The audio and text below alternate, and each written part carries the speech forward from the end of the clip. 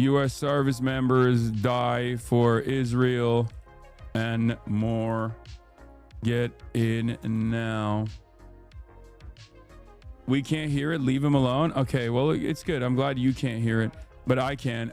He says, thank you, chat. All right, do we have a... Ladies and gentlemen, do we have a blast off meme or what? Because I'm going to get right into it. I don't have shit going on in my life. Have you seen Professor Xiang's predictive history channels? A Canadian Chinese Yale grad educator, excellent analysis of history and politics. You should have it on ASAP. No. Yeah, Amer Israel bombed a hospital. Anyway. Do we have the playlist? Gaming with Murat when? 0 days off. So scared as an Iranian. Is Tel Aviv still being bombed? Yes, Tel Aviv is still very much being bombed. We're going to talk about all of that and more. Oh, I love this one. Yeah, okay. We'll use the Epstein's Fury one. Actually, you know what? We'll use both. Playlist for later. Thank you. Interesting stuff about Ahmadinejad. I know. Just hold on. We're gonna get into it. The pedophilic petrocapitalist Epstein billionaire class is at it. Okay, is at it again. I do think that there is. Look. I will say this much. Okay, we here in the Western world, in the heart of empire, have had it quite fanciful for far too long. Okay. That's what it is. We don't get to be under the boot. We get to sometimes wear the boot or at least lace the straps of the boot, you know. And in comparison to those who are under the boot, we are doing much better. We're doing much better than they are.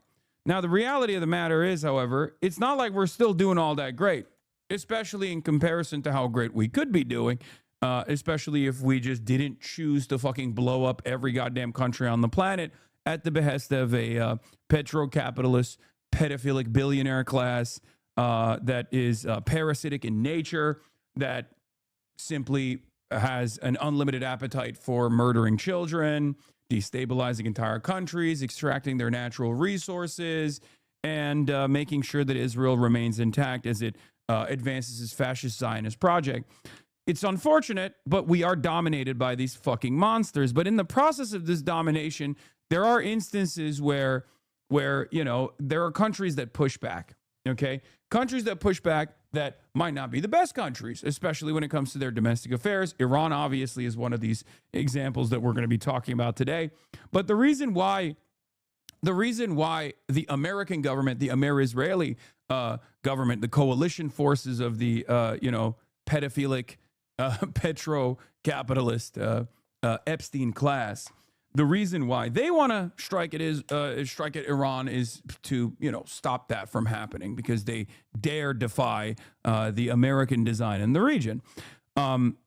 So sometimes, due to sheer sophisticated weaponry, due to the sheer manpower, due to the numbers, the American side wins, and in many cases, the American side does a pretty solid job of like dominating everybody else, at least for an extended period of time until the war of atrophy makes it unsustainable, and then they back away, right? I will tell you, the way that people are covering this back and forth, this tit for tat, has been not so great. Okay? It has not been great. It's not been great at all, to say the least. There is a lot of misinformation flying around, but also there's a lot of improper assessments being made. For example, the American government itself has also leaned into this misinformation. I saw it last night. I was actually going to retweet it. I didn't. U.S. CENTCOM came out with a statement. By the way, we're blasting off. I hope everyone is getting in and we're live. We're alive. There's a lot to go through. There's a lot to cover. And I'm going to be covering all of it and more. Where is the, do we have the CENTCOM? Do we have the war of attrition, not atrophy? Did I say atrophy? Yes, attrition. Iranian diaspora. The Iranian diaspora are unhinged. Dude, let him be unhinged, man. What are you gonna do? They think this is good. They want to believe that this is good. No, this is not what I was looking for. This is not what I was looking for. I was looking for the CENTCOM tweet from last night. I don't know if they actually deleted it or not. Okay. This is the CENTCOM update, but that's not what I'm looking for. What I'm looking for is something entirely different. What I'm looking for is the early CENTCOM update that came last night, the fact check one. Wait, nope, that's not the right fact check. That was also bullshit. Where is it? Where is it? Where is it? Where is it? Oh my God, Operation Epic Fail. Okay, here it is. So last night, I saw this tweet. Okay, this tweet that came at 2 p.m. yesterday. And I thought to myself, oh no, oh no, no, no. I thought to myself, oh, no, no, no, no. Now, let me explain something to you. Do you see something here? U.S. Central Command comes out of nowhere and says the Iranian regime claims to have killed 50 U.S. service members. Lie! There have been no reported U.S. casualties. And I thought, that's strange. Why the fuck? Why are they saying that? Was that even a thing? Right? Was that even a thing that people were saying? Then they said the IRGC claims the U.S. Navy ship was struck by a missile. Lie. And that's when I realized, oh my God, they actually probably did kill American service members because they definitely did strike a U.S. Navy ship. I saw it with my own two damn eyes. I saw it through the lens of a Chinese tourist in Tel Aviv freaking out in Chinese, filming it, posting it on a Chinese social media application. I saw it. We all saw it. So I was like, well, that's a fucking lie. They're literally saying no U.S. Navy ship has been struck. Nope, a supply ship had absolutely been struck. So I thought, very weird that they're saying that. And then they said the Iranian regime is claiming severe damage at multiple U.S. bases. Lie. And I thought, that's also strange. Because especially the one in Bahrain has been hit quite a bit. Like the Bahrain naval base that the United States has is basically like the ugly duckling of the pile. Iran is just fucking hammering that bitch. Literally nonstop. I don't know why. I don't know what's going on there. I don't know what kind of smoke they have. Maybe they think like if they really rile up the Shia base in Bahrain, they can just like overthrow the government or something. Cause like they've just decided actually our fire, our smoke, we have it for Israel. We have it for America. But motherfuck the UAE and Bahrain in particular has been the attitude from the IRGC. I don't know. Listen. They have a horizontal structure, okay? They have a horizontal structure in their command and control in their operations. And very clearly it doesn't matter like that the Ayatollah is dead. And the Iranian Iranian military, well, not the Iranian military, sorry. Remarkable clip in here, which actually says the regime has no longer any effective command and control over the IRGC. We're going to talk about that. The IRGC is in charge. But what you also have to understand, as Arakshi correctly explains in this clip, which I saw earlier, is that, and this is what I mean when I say there's been a spectacular intelligence failure on behalf of the Amer-Israeli side, or the media has also just like kind of dropped the ball in their explanations here. While the Ayatollah has final say on all of these decisions, they have developed like multiple parallel structures here, especially with respect to the IRGC and the military incidents or the military operations that they've the military systems that they've put in place, even if there is some kind of decapitation strike. Okay. And that is clear. Like you cut the head of like one of the snakes and then 3 other heads appear. And there's also a body structure that exists that is completely intact, it doesn't matter. Like the Ayatollah gets killed, it doesn't matter. This is what I was trying to explain to you guys yesterday. It's basically like a Hydra system, right? The Americans and the Israeli side made it seem as though if they just like chop down the heads of the IRGC, then they don't have a contingency plan. It'll be a state of panic. And basically like the people will rise up and the Iranian population will seize control over their own destiny. They'll rise up, they'll take over the bases, they'll hand over their ballistic missiles program to Israel, and they'll live happily ever after as servants of the petro-capitalist pedophilic billionaire Epstein class and the empire. You roll end credits, empire wins, whatever, right? But real life is not a fucking Marvel movie. These guys are a very competent fucking state. They're a very ruthless state, certainly. They're definitely a ruthless state, right? Make no mistake. But they're still a fucking competent state. When you look at Iran and you think like, oh, they're just like the Taliban, brother. That's what I heard in the fucking news. Like they don't know anything. Like they're all running around in flip-flops. Like how dare they defy our orders? Like we'll destroy them. You're going to get the wrong assessment. You're going to make the wrong assessment. You're going to have the wrong analysis. And you're going to be utterly confused as to why Iran has been fucking pummeling Tel Aviv and numerous other parts of Israel while simultaneously unloading a barrage of short-range missiles at every fucking American base in the goddamn region, including hotels and apartment complexes that a lot of the service members have ran into and are staying in. Because here's the other side of the story.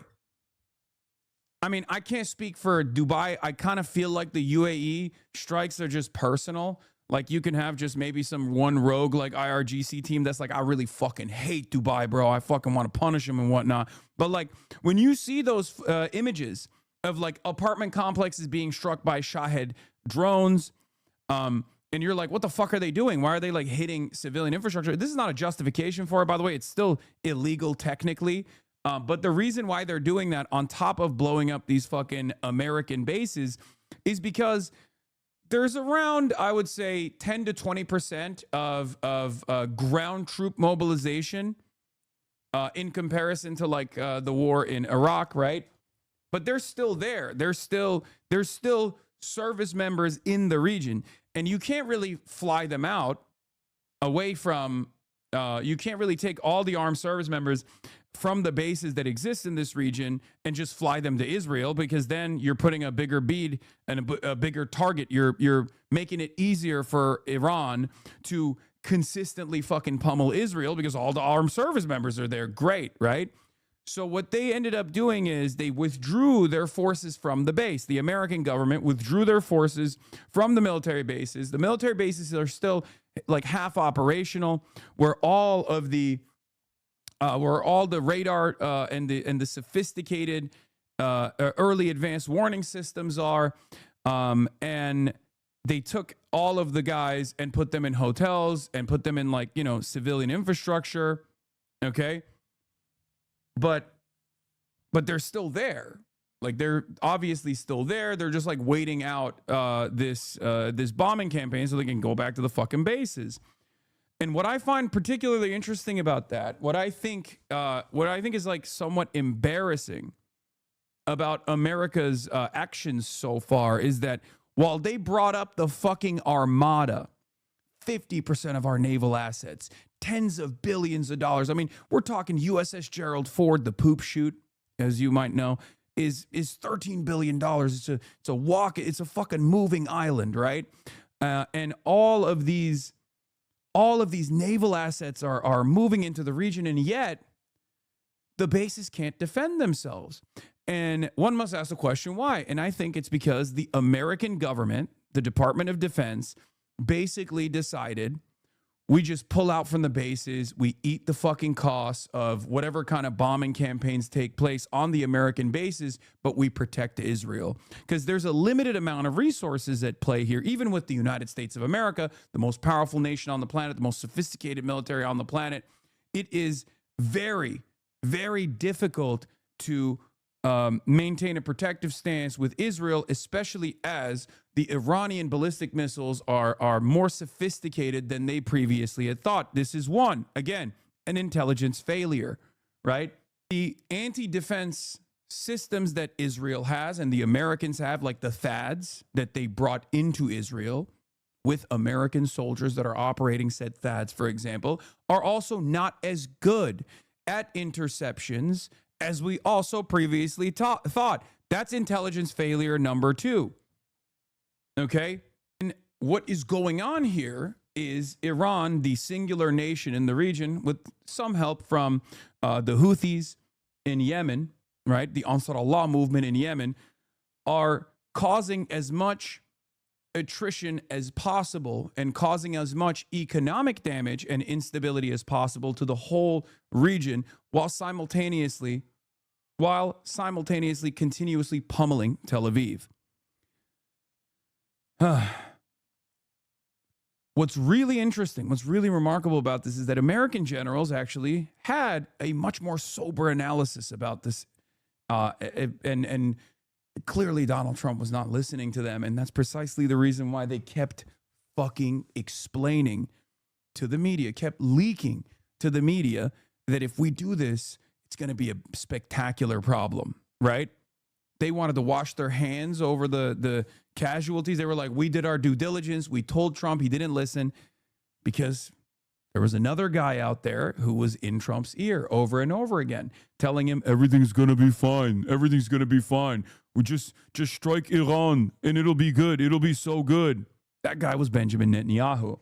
And it's very clear that the Trump administration is comprised entirely of the fucking weird philo-Semitic boomers that are, closest in his orbit, the neocons themselves, who looked at what Benjamin Netanyahu was saying and truly believed the Israeli intelligence. I think they believed that as long as you kill the Ayatollah and the IRGC and a couple other high priority targets, that the Iranian population will rise up and Iran will not be able to actually withstand this decapitation strike, and it'll be just like Hezbollah. It'll be like Hassan Nasrallah. If you recall, they pummeled Lebanon over and over again, and they took out a lot of the missile launching capabilities of Hezbollah. And in the aftermath of that, the Hezbollah fighting force didn't do anything. They couldn't do anything. They could not even recover from Hassan Nasrallah's assassination. Part of that was because Hezbollah is a paramilitary force with a party in a nation that is not a sovereign nation inside of Lebanon. Iran is a sovereign nation. Iran has the entire force of 93 million people. Why are you saying philo-Semitic? What the heck, Hassan? Like what? Philo-Semitic, as in like the other side of anti-Semitism. Still an otherization of Jews, and this notion that the idea that Israel's capabilities are beyond, the Japanese imperial forces that thought Jews were magic money people. I think that there are definitely some older boomers in the conservative movement that have this kind of assessment where they're like, yeah, you know how it is. You know how Israel is. It's the Jewish nation. They're all fucking super smart guys. I mean, Trump has done this over and over again. Mike Huckabee is a great example of this as well. Anyway, so Tel Aviv getting smacked right now. Ninth wave just went off. Lots of destruction videos are going to be pouring in. I know. So, genuine question. Why does Trump admin believe Israel's intelligence more than our own? Great question. This is not the first time Donald Trump has done this. He's kind of a fucking idiot. I'm gonna be honest. He's kind of stupid. He did this with Russia too. I think he truly thinks when a hot guy comes in, when a strong man comes in that he's fond of, and I don't even think he fucks with Netanyahu that much as opposed to Vladimir Putin, who he really wants to fuck. I think he just literally goes, nah, my generals are woke. They want to stop me from doing glory. It's truly about who gets to convince him. It's truly about who gets to convince him better. And his current cabinet appointees are not actually fucking smart people at all. They're morons. And they're sycophants. So they just kind of sit there and if Benjamin Netanyahu has the capability of greasing the fucking wheels and telling him everything he wants to hear, right? And obviously there's also a lot of money involved here as well. He's going to listen. It's very clear. He's going to listen. And it takes a while for him to like recognize the truth. It takes a while for him to go, wait a minute, you lied to me. This is not working, right? Like nation states have the capacity, unlike ever before, to single-handedly charm the dear leader at this point. It's very, very interesting.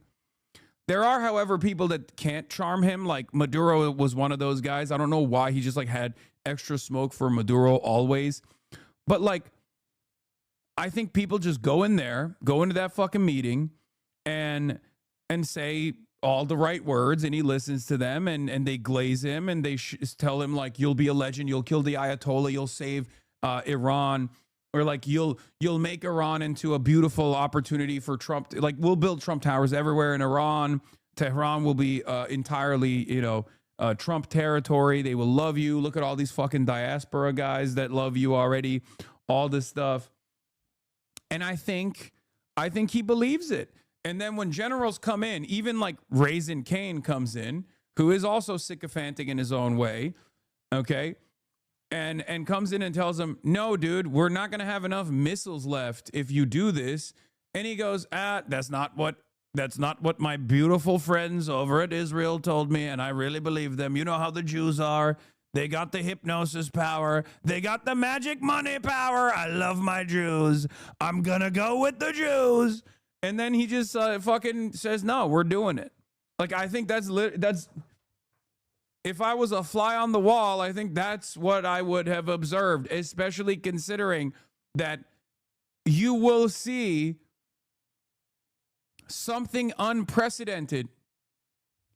I went to sleep feeling hopeless, and I woke up with an entirely new, refreshed perspective. I think Donald Trump is going to try to find like a Pyrrhic victory here for himself. He's going to try to carve out like a success story for himself. And now it's entirely in the hands of Iran. If Iran's like, no, we're pulling a Vladimir Putin, fuck that, actually. We're going to keep pummeling. Donald Trump is cooked. Do you understand? Because like, regime fills Isfahan's iconic central square with supporters. I don't even think this is from this year. Also, it's surprising because Arash Azizi is not even like fucking what? I don't think this is from today, by the way. I think this is an old video. It's from like 2020 or something. I don't know why these guys who are not even like pro IRGC are doing like pro IRGC propaganda almost. Yeah, so for years, if not decades, neocons have tried to manufacture consent for regime change and war with Iran by painting it as a cakewalk due to the lack of support for the regime. But just as anti-regime Iranians are real, so alas is the regime backers. Yeah, these guys are fucking being weird about the fake news. But yes, of course, there's a fucking solid base of support within Iran for the regime. People are so dumb. Yeah, this is real. Yeah, I think this is the real one. Gigantic crowd in Isfahan. Naqsh Jahan Square to mourn Supreme Leader Khamenei. Like, people are so fucking delusional. This is what I mean. There is a serious information vacuum. There is a serious stupidity problem in this fucking country. People who are even well-read, people who want to understand the truth, still get biased reporting from mainstream outlets and think they have the full scope, the full understanding of exactly what's going on. And not only that, but then they also turn around and yell at motherfuckers like me who are like, that's not how things are. I'm going to try to explain this to you as to the best of my ability. And people go, shut the fuck up. You love the IRGC. You love the Ayatollah. Why are you not listening to the diaspora Iranians? Why are you not listening to the NPR reports that go and ask people in Tehran how excited they are about being bombed and whatnot? Like, it's very frustrating.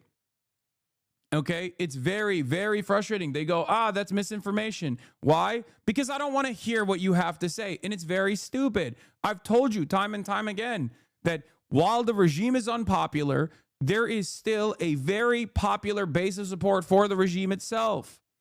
Okay? That's. Shut the fuck up. Projected winner, Ayatollah Stacey Abrams. Yeah, here is Kev June, who is no fan of the IRGC whatsoever. One thing that is consistently overlooked in Western discourse about Iran is the state's base of popular support. Millions who sincerely believe in the project of the Islamic Republic. And the notion that these people will just disappear in a post-IR Iran is deeply fanciful. Ironically enough, if you ask the fucking Gulf states or if you ask any of the Sunni Muslim majority countries, this is the reason why they want to fucking bomb Iran. Okay? This is the reason why they hate Iran. Okay? At least they have a better understanding of the fervor demonstrated by the popular fucking base of support for the Ayatollah, for the Shia version of Islam, like the ways in which the governments are supposed to work, like the true Islam, right? Because this is where that sectarian division actually does come into play. While most people say we're all Muslim, who gives a shit, there is a differing attitude in this fucking region for this, and also all of the other, conflicts that have taken place in both Syria and everywhere else, where on the one hand you have the fucking the Wahhabist sects, the Salafist brigades and whatnot, and you have the Shia response to that, the IRGC and Hezbollah and the like, constantly fucking fighting against one another. Generalize, most Sunnis don't hate Iran. No, I'm not. I'm talking about like regional leadership, all the way from Turkey to Saudi Arabia to every other one of these, to all these other countries, right? How's your dog? Dude, there's something really funny about, America going into another fucking World War Epstein style situation. And dumbfuck saw like a tweet from one of these like pro-Israel meme accounts that can't actually fucking talk about, Tel Aviv getting destroyed by Iranian missiles. So they have to be like, oh, I bet Hassan's going to be real mad and he's going to like murder his dog in anger. And then that of course goes viral on Twitter. And then dumbfucks come in here and they're like, hey, I know there's like a possible cataclysmic event taking place right now where billions of our American tax dollars are going to be expended at the behest of Israel. American service members have already died and they're going to continue dying in the process for Israel. But I just wanted to say, like, my real interest right now is whether or not you, a content creator I don't like, for offering analysis that I don't want to hear, is potentially abusing his dog. Yes, dude. Place. Anyway, so this is another one of the problems. This is another one of the issues with the American media class not giving you the full scope, not offering, not telling you exactly what's going on. Okay, please don't abuse your dog. Place. Is the rotisserie chicken getting groomed? No, she's at the park. It's so strange. Why don't you just explain where she is? Brother, are you fucking stupid? Every morning she goes to the park. What is happening? Why do you guys genuinely think that there is some fuckery going on? It's very, very strange. I'm gonna unban you. But it's just such an odd thing. It's such an odd thing to be like, this is what I genuinely care about. Like, I'm beginning to understand that if like Anderson Cooper had a fucking live chat on CNN, this is all the chat would look like. He'd be like, all right, we're tuning in live to Isfahan Square, where there's a lot of, pro-regime protesters, and motherfuckers would be like, Anderson, how did you do your hair today? I need to know how your hair looks. I need to know what made, what product do you use in your hair? Anderson, will you blow my back walls out, please? So it's because you respond to them. Yeah, that's true. As I was saying, lock in, everybody. Lock in. So I gave you a couple different points of intelligence failure and a couple different points of like misinformation, basically, that's been running amok, that has caused people to take totally incorrect positions on this issue so far. This doesn't mean that like Iran is going to be stable and continue pummeling Israel or anything like that. You know, um, things could very well collapse later down the line. But having said that, for the time being, as I explained to you yesterday, whenever people were coming in and being like, well, the Ayatollah is dead, before the full confirmation came in, I kept saying over and over again, even if the Ayatollah is dead, Iran has has developed contingency plans specifically for this reason, like specifically for this exact same thing happening. So if you undermine your foreign adversary, if you feel like Iran is a foreign adversary and you undermine them, you're going to make a mistake. For Christ's sake, you're an ISIS agent. An ISIS agent. This is the other side of the story and a byproduct of people being unimaginably obtuse and incredibly dumb and not knowing anything. Iran and ISIS are not aligned with one another. ISIS and Israel are aligned with one another. ISIS and America oftentimes are aligned to the same interests against Iran, ironically enough. So my suspicion is that the Americans, led by faulty Israeli intelligence, came into this with a lot of confidence, thinking that if they did a decapitation strike where they took out like a bunch of the IRGC commanders and also the Ayatollah himself, that the Iranian state would basically collapse. And then there would be a lot of, like, they would not be able to attack. It would not be able to strike back. They would take out their missile silos and their missile launchers. And then what would come after that is a popular mobilization of the forces on the ground. And then the Iranian government would just collapse in and of itself, right? And unfortunately for them, that's not what happened. Delayed Autistic Guppy says, moreover, Iranian public approval of Israel is super low. A 2024 poll from a DC think tank showed that 64% of Iranians completely disagree on normalizing relations with Israel. 84% attribute the deaths of civilians in the 12-day war to Israel, not the regime. Even in the unreliable hyper-diasporoid Gaman polls, Israel has a plurality disapproval in Iran. Yes.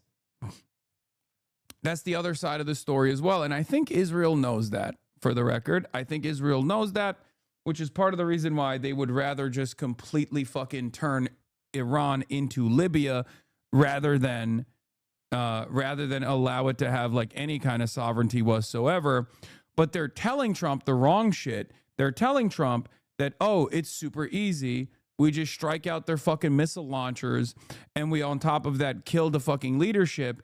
And then boom, popular mobilization, popular revolution. You look like a goddamn legend. You get to take out this 40-year leader, 40-year leadership, 40 plus years of this Ayatollah, longest running dictator in the world, that kind of thing. And it looks great. It looks like a great crowning achievement for you. But that's not what's going on right now. That's not what's going on right now at all. And yet, because we are a bunch of fucking cattle here in the heart of empire, people aren't even asking that question. People aren't even turning around and going, wait a minute. You told me if the Ayatollah is dead, then revolution time, right? And Iran can't even fucking strike back. Now you're telling me they're killing American soldiers. Yes, for Israel, Trump is the one U.S. president who finally delivered the big war on Iran that Israel pushed for decades. But there's a chance he may also be the worst possible president to manage that war and U.S.-Israel relations if it goes south. I think Sina Tusi is being a little too hopeful because I think when it comes to Israel, Donald Trump treats them as a special bestie. So I don't know if they'll actually eventually write Israel off. But that's what he's signaling here. Because if this becomes so unpopular that there's that he starts losing his own base of support, which very well could happen, then he's gonna say Israel is the reason why we did this and become the most the idea is that he's going to sell Israel out in the same way that he sells anyone out that becomes a problem for him. So There were Palestinians who felt a sense of relief when Yahya Sinwar died, hoping their life would go back to normal. Didn't happen. Yeah, you're talking to like 8 Palestinians, by the way. Like, yeah, there are secular and like Fatah Palestinians living in Gaza that felt like Yahya Sinwar was ruthless in the way that he dealt with like collaborators and shit like that. But that's not like a majority approval amongst Palestinians by any metric. Let's be real. In any case, it doesn't matter, right? I get the broader point that you're trying to put together here, which is that these guys, the powerful forces, the more powerful foreign forces, these alien forces, do not give a fuck about, they do not give even an iota of a fuck about the normal existence of like people that they're dominating, whether they be the Palestinian population, whether they be the Iranian population, right? So that's the situation at hand right now. But here, let's get a little bit of let's get a moment of humor here, and then we'll get into the real juice and the sauce. But statement number 8 by IRGC: based on the continuous sound of ambulance sirens at American and Zionist bases, as well as field reports and intelligence monitoring, a psychological crisis unfolding among U.S. forces and Zionist settlers. It emphasized that sustained and targeted pressure by Iran's armed forces will further intensify conditions for them. Missile and drone operations will continue in a sustained and comprehensive manner, and further operational achievements will be announced to the Iranian people.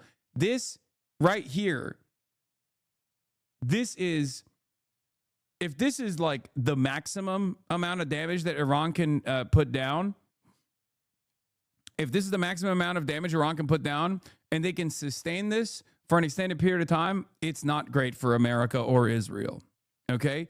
If they have more in the tank, and they can actually increase the intensity, oh boy, it's really fucked. It is really, really bad for America and Israel. Okay? One of the reasons why I'm saying this is because this is not like the 12-Day War at all. Okay? During the 12-Day War, it took quite a while for Iranian missiles to actually start penetrating the Iron Dome. Iran struck an area in occupied Palestinian territory earlier this morning. 6 hours ago, Iranians struck a bomb shelter. The number of deaths at the time that were confirmed had risen to 8 settlers. We think the number is even higher than that. Okay? If Israelis can no longer feel safe inside of their bomb shelters, that changes the risk profile for Israel overnight, instantaneously. Their appetite for death and destruction, like for the broader Israeli public, also comes from the fact that they have always felt protected. During the 12-Day War, you had a bunch of old people. There was some debris that fell. There were a couple people died. I believe it was like around 30 people. But for the most part, society was in a state of panic for sure, but they weren't in a state of real panic. It's the same principle with the United States of America. America is sheltered from the impact of its actions with the very little exceptions like 9/11, right? Blowback in the form of 9/11 was one of the very few instances where America actually received some consequences for all of their meddling in the affairs of the Middle East. This is the same with Israel. October 7 was part of that equation for sure. And once again, with the working knowledge that America would protect them and they would have unlimited weapons and they could just like go and wreak havoc around the region, they were still very comfortable. They were still very comfortable, right? This takes away that comfort. This takes away that comfort entirely. If they keep throwing salvo upon salvo and the number of Israelis that die as a consequence of those ballistic missiles increases, all of a sudden the calculation changes dramatically because for once, Israel is the recipient of all of their death dealing. For once, they actually see penalties in the heartland. That does not happen normally. And they don't have the same appetite for war all of a sudden, because now society is collapsing. Now it's unstable. This is in some ways an advantage that, you know, Palestinians have over the Israelis, because all they've known is living devoid of any sort of bomb shelter whatsoever. All they've known is death and destruction. So there is a lot more punishment that they can withstand, even if they don't want to, because there's no fucking other alternative. They've never actually seen another alternative. For Israel, they've never experienced this. Israeli society has never actually seen an endless amount of missiles coming in their direction where they're no longer safe inside of their bomb shelters. Okay? This causes the calculation to change dramatically, especially in a country with supremacist attitudes, with supremacist values. Okay? In some ways, Israeli comfort for the longest time is leading to Israeli weakness, because they talk about how strong they are of a nation state, how proud they are, and how militant they can be, and how they can punish anyone and everyone, no matter no matter how people respond or whatever. But the reality of the matter is, they're not used to this shit. Oh, look, shit. Some motherfucking rocket! Oh my God! And yes, the same could be said about Americans as well. Absolutely. Which, by the way, ironically, this guy is an American living in Israel. 4 people were killed by an Iranian ballistic missile impact in Beit Shemesh. Magen David Adom says footage shows the moment of the impact. Oh shit! Some motherfucking rocket! Oh my God! This just happened too. Footage posted to social media shows what could be a submunitions from an Iranian cluster bomb warhead crashing down on Israel this evening amid a ballistic missile attack. Videos show some 24 fragments streaking through the sky. Now, before we get into the condemnations in international law, this is one of the consequences of severely violating international law. When you have a sovereign nation state who you open up a new fucking theater of war with, that has a fuck ton of missiles, and your opening salvo is the decapitation strike of the entire leadership structure, they're gonna fucking say, all right, well, you don't give a shit about international rule-based order or international laws whatsoever. We're not gonna give a shit about it too. That's the other side of this story. This is part of the reason why you're supposed to abide by the rules, right? You're supposed to abide by the rules of conflict. You go in, you kill a fucking bunch of, you shoot up a school in the most American and Israeli fashion, by the way. America loves its own indigenous school shootings, its own domestic school shootings, and America loves doing school shootings with their bombs overseas. Some school children are going to die, right? It's just, we have an endless appetite for murdering children. We just have to do it, okay? But when you do that and you force people into a corner, just like the Palestinians on October 7 or leading up to October 7, they're going to say, all right, we got to fucking fight out of this corner. We got to fight our way out of this goddamn corner. And that's precisely what's happening right now. For years and years, I have said, you got to stop. You got to stop. You can't do this. These violent designs will lead to violent ends. Okay? There will be a violent conclusion. My sibling is studying overseas in one of the Israeli cities that's getting bombed to shit. And even though I wish she wasn't in Israel, I'm terrified for her. Exactly. Like, this is... And while Benjamin Netanyahu gets to fucking fly out to Berlin potentially, I don't know if that's real or not, right? You know, your sister is stuck. And now the bomb shelters are not working. Okay? This was seen on Nablus, bro. It's raining bombs. Yeah, they're using fragmentation warheads, cluster striking, cluster munitions. These are unpredictable. These don't actually fucking go. I mean, that could just be pieces that... that could be debris from interception, but everybody thinks, even if it's cluster bombs, you have to understand something.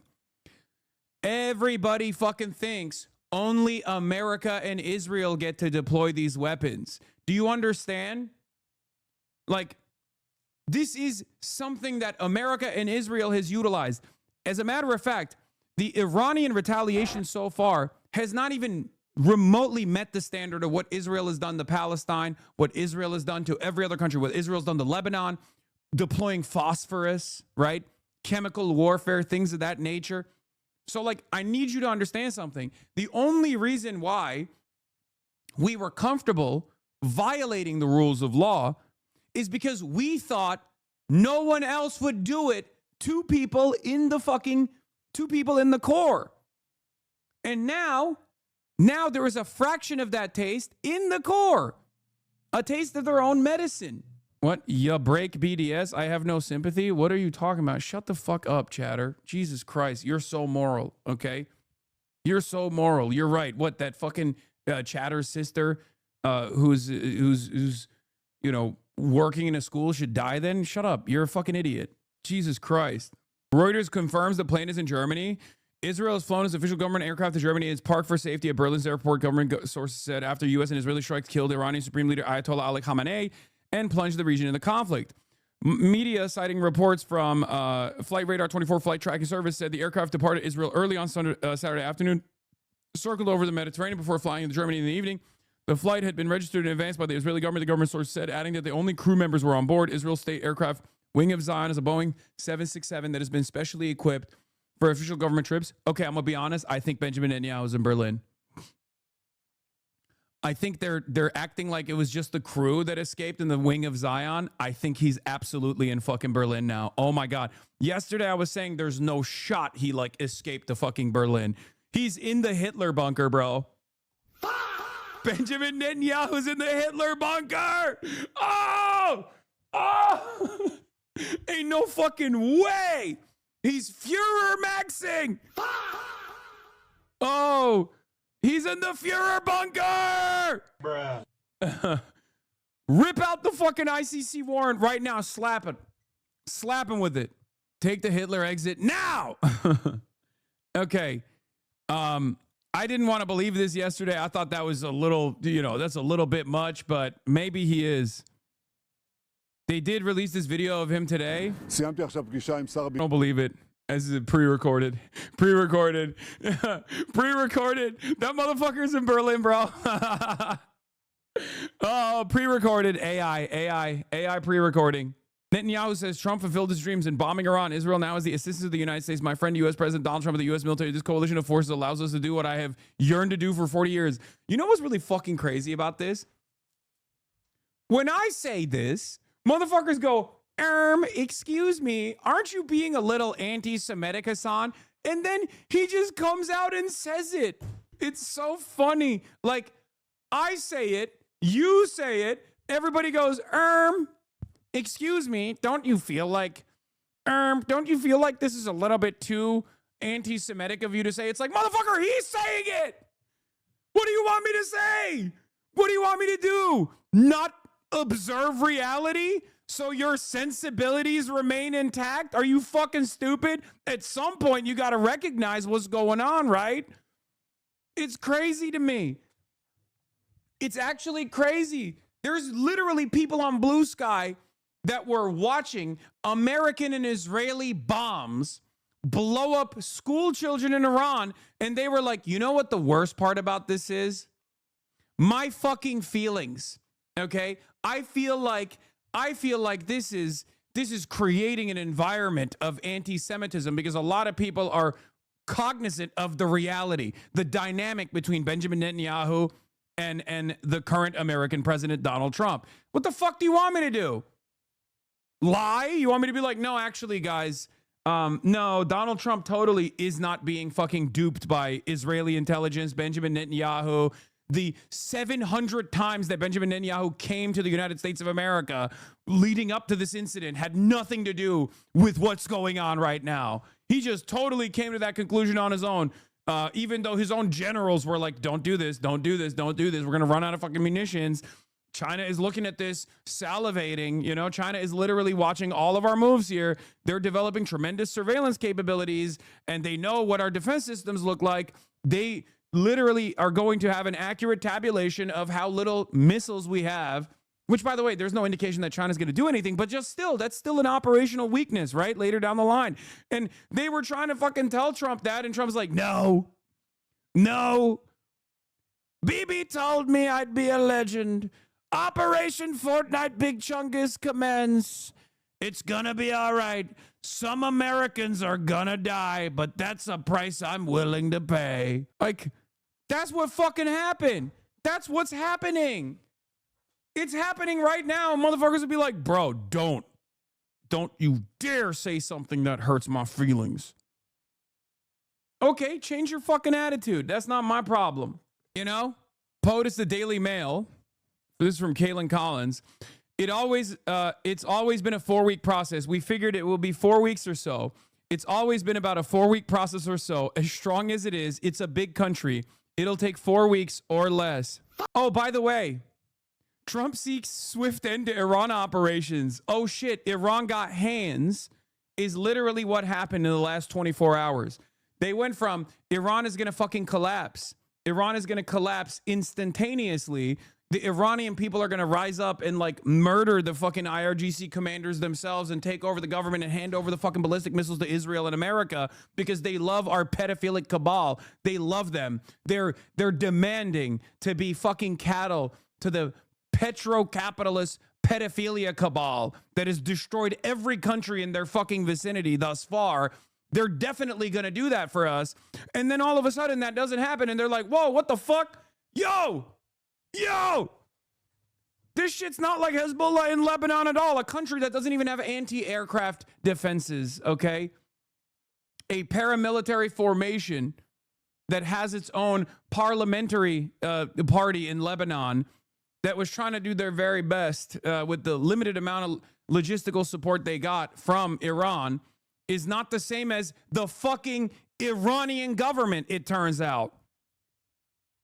They thought it was going to be like a Hassan Nasrallah situation. It turns out it's not a Hassan Nasrallah situation. Wait till markets open in 3 hours. Trump is going to jump for Iran. Your entire analysis is based on the assumption that Iran is able to sustain this level of damage while U.S. Israel continues to destroy their missile launchers and that U.S. does not escalate further.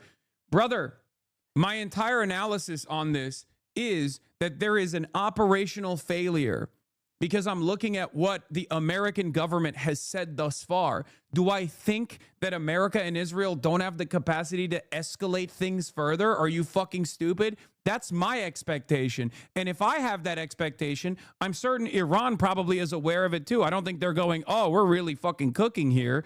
I know that. Do you think that's a solution? Do you think that's smart?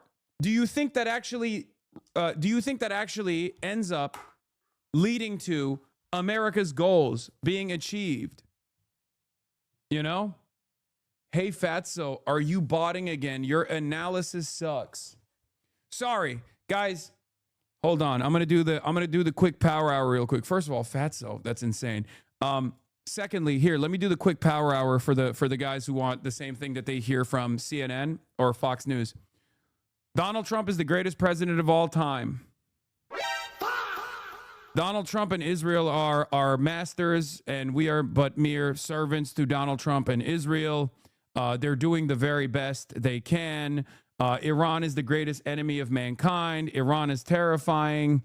Am Israel Chai. I love Israel. I think any moment the Iranian regime will collapse. Let's tune into our Tel Aviv expert to also say the exact same things, but with an Israeli accent.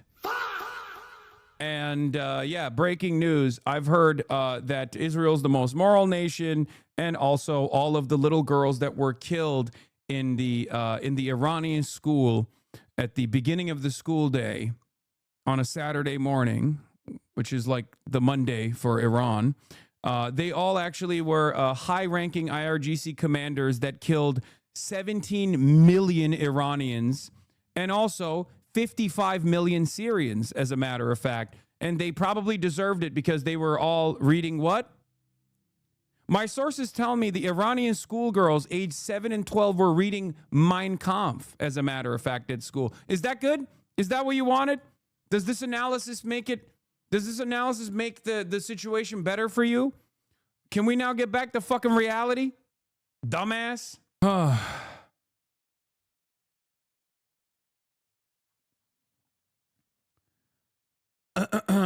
So, where were we?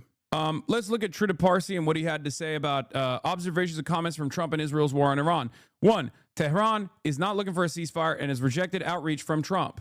The reason is that they believe they committed a mistake by agreeing to the ceasefire in June. It only enabled the U.S. and Israel to restock and remobilize to launch war again. If they agree to a ceasefire now, they will only be attacked again in a few months. True. For a ceasefire to be acceptable, it appears difficult for Tehran to agree to it until the cost of the U.S. has become much higher than it currently is. Otherwise, the U.S. will restart the war at a later point, the calculation reads.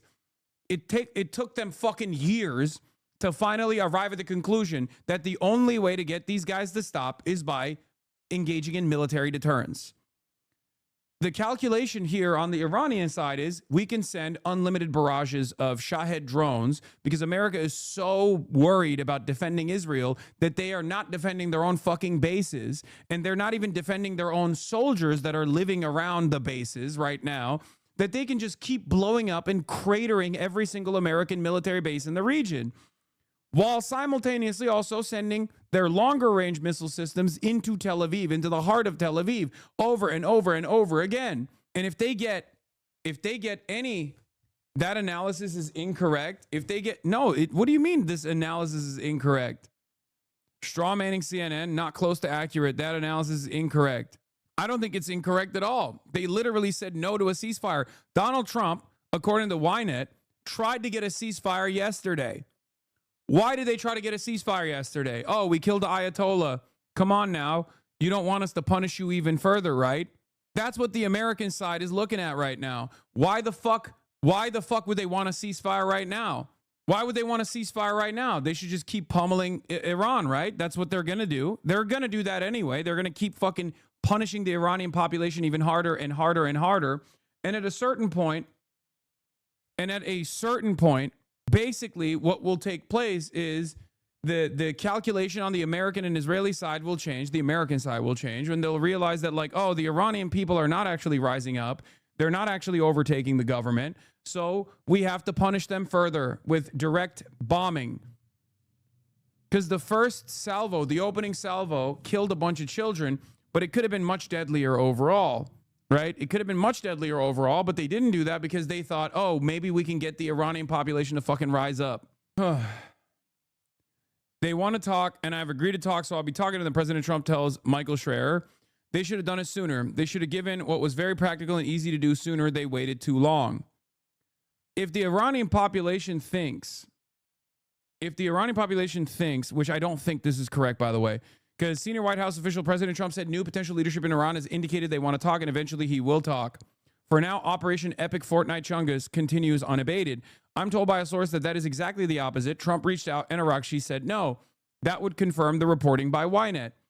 Even the fact that there's inconsistency on whether or not the Iranians want to talk or not want to talk is indicative of one of two things. Either one, that there's a complete collapse in the governance structure of Iran, and now the horizontal development of the military strategy is completely autonomous from the central governance structure because guess what? Israel fucking did that. Good job, Israel, right? You killed all the fucking commanders and they already had a contingency plan that was automatically set in motion. So now you got to fucking deal with that, right? Or the central governance structure is still very much intact, and they have learned from the lessons of trying to deal with Americans in a peaceful manner, but clearly it's not fucking working. Clearly it hasn't worked at all. What does this mosaic defense shit mean? Iran has activated decentralized mosaic defense, giving commanders full autonomy in decision making. What do you mean? That's what it is. It's exactly what you think it is. They have a decentralized contingency plan for continuously pummeling whatever their fucking priority targets are over and over again. If something like this, something like a decapitation strike happens, as in they plan it ahead of time. There are contingency plans for what takes place. Oh, you kill the leadership, you kill our general. We're gonna go and sit on top of these fucking missile systems and blow up. For one group it might be blowing up Bahrain. For another group it might be blowing up the UAE. For another group it's actually pummeling Israel again. And I keep repeating this over and over again. Their entire governance structure is designed around what is taking place right now potentially happening. Their entire governance structure, their entire economy, their entire missile production systems, everything is underground. Their missile launchers are underground. Their missile silos are underground. Why do you do that? Well, you do that because you're worried about America eventually coming in and trying to blow up your fucking country. Your entire governance structure, your operational structure is also divided amongst different groups. They're like siloed in on their own, and they can operate autonomously. Because if America and Israel come in and like fucking kill your generals and your leadership, you don't actually collapse. Now, this doesn't mean that they will be successful. Okay, this doesn't mean that they will be successful. But what I'm simply saying is, by observing reality, by looking at exactly what is unfolded in front of our eyes, in observable reality, that Ayatollah Khamenei's assassination has not yielded the results that America and Israel thought it would. Judging by Trump's past performance in terms of like quick, swift action, bombing campaigns or kidnapping a head of state, and then being in and out, and then like going to negotiate with whoever remains with a leveraged position, with a better bargaining position, Donald Trump thought, or falsely believed, that Israel was going to, that Israel was right, and that Iran was going to concede immediately. They were going to be like, oh my God, you killed the Ayatollah. We're so sorry. We don't want our fucking entire government to collapse. We will do anything you want. We will, reduce our ballistic missile capabilities so that we don't hurt Israel's feelings ever again. I think that's what they thought was going to happen. That's why Donald Trump came out day one and literally said, Iranian people, now is the time to rise up. That could still happen. One incredibly scary aspect of America's design here, because it's so fucking repulsive, it's so goddamn evil, is the border. They are also striking the Iranian-Iraqi border right now. There are Kurdish militias inside of Iran and Kurdish militias outside of Iran that are directly equipped and trained by the CIA that are waiting to seize on this opportunity. Okay? They are probably going to try to send in, they're probably going to try to beef up sectarian fighting. And they're going to utilize, because they don't have any popular mobilization on the ground, they're going to try to make popular mobilization on the ground. So do you support these Kurdish groups as well? Fuck no. What are you, crazy? No, of course not. Of course not. But be on the lookout for all of the coverage about how woke the Kurdish militias are that are trying to liberate Iran in the upcoming weeks. Okay, once they start writing about the brave female-only brigades of the Kurds, that's when you know. How many times do the Kurds have to get fucked over by the American state after being used and abused as a destabilizing force in the fucking region for them to come to terms with the reality that it's not happening? Okay, you will not have an Israel-style Kurdistan. Okay, it's just not going to happen. Like, you gotta use the arms and training that you got from the Americans against the Americans at some point, against the Israelis at some point. It's just insane. How many fucking Fell For It Again awards do you need? It's crazy, especially after Rojava. Like, it's like, I thought at least Rojava could have the same like autonomous structure that you have in Iraq. Turns out America did not want that at all. They just did not even remotely consider that at all. And I genuinely thought, perhaps foolishly, that could have been a thing for the Kurds. They could have been like, they could have had like another autonomous region, and that they could have had, they could have been like a force of stability in the area as well. Nope. America had a totally separate design for the Kurds there. So I'm sorry. It's a little ridiculous for me to also fucking lean into the destabilization force that they will represent in Iran at the behest of America and Israel. It's just ridiculous. Bro, what the fuck are you talking? Fuck this shit country. I would never step into this shithole. What are you saying? Could you please expand my limited perspective? If the Iranian negotiators agreed unwaveringly to the demands and compromised much more than the JCPOA, why couldn't they address directly to the media so they could garner more favor against the U.S. striking first? I want a Shahed drone to strike my house right now instead of having to address the same exact fucking question for the 17 gorillionth time. The Iranian organs of government have literally gone on every single television channel they possibly can to be like, we don't want to make nukes. And it's not just the last month that they've said this. They've been saying this for like 20 fucking years. So if you as an American have not heard that from every single foreign minister, every single president you possibly could have heard this from, you have your answer. They have been saying it. No one cares. Because it's not even about the denuclearization agreement. I literally had the guy who wrote the fucking deal sitting right there, explain to my chat that under the Obama administration, when they successfully created a multilateral agreement, they brought in China, they brought in Russia, they brought in the EU, they created the International Atomic Energy Agency that is 90% predisposed with the Iranian nuclear program to make sure that they never have enriched uranium beyond the level of civilian usage, to show the world that the Iranians were willing to fucking cooperate in exchange for sanctions relief, and that this had nothing to do with nukes at all and everything to do with Israel's own design in the region. I had the guy who wrote the deal. He said it out loud, an American. How many times do the Iranians have to say it? They've said it 1,000,000 times. They've played ball. They've set forth they literally kept abiding by the JCPOA because they were like, this is a multilateral deal. Donald Trump can't single-handedly destroy this deal, right? Nope. Turns out he can. Turns out he did. And he did it for Israel. Anyway, no, brother, I'm Indian, just learning about this since 2 days. I apologize for yelling at you, chatter. Sorry. I'm sorry for yelling at you. I've just had to respond to this question so many times at this point.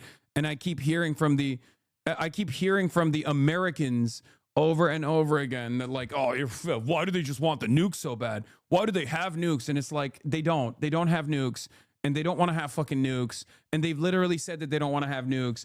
And the enriched uranium beyond civilian usage is simply for a fucking better leverage negotiation position. That's it. They literally are enriching uranium beyond civilian usage, not because they want to fucking build a nuke tomorrow or whatever the fuck Israel claims, but so that they can get some sanctions relief.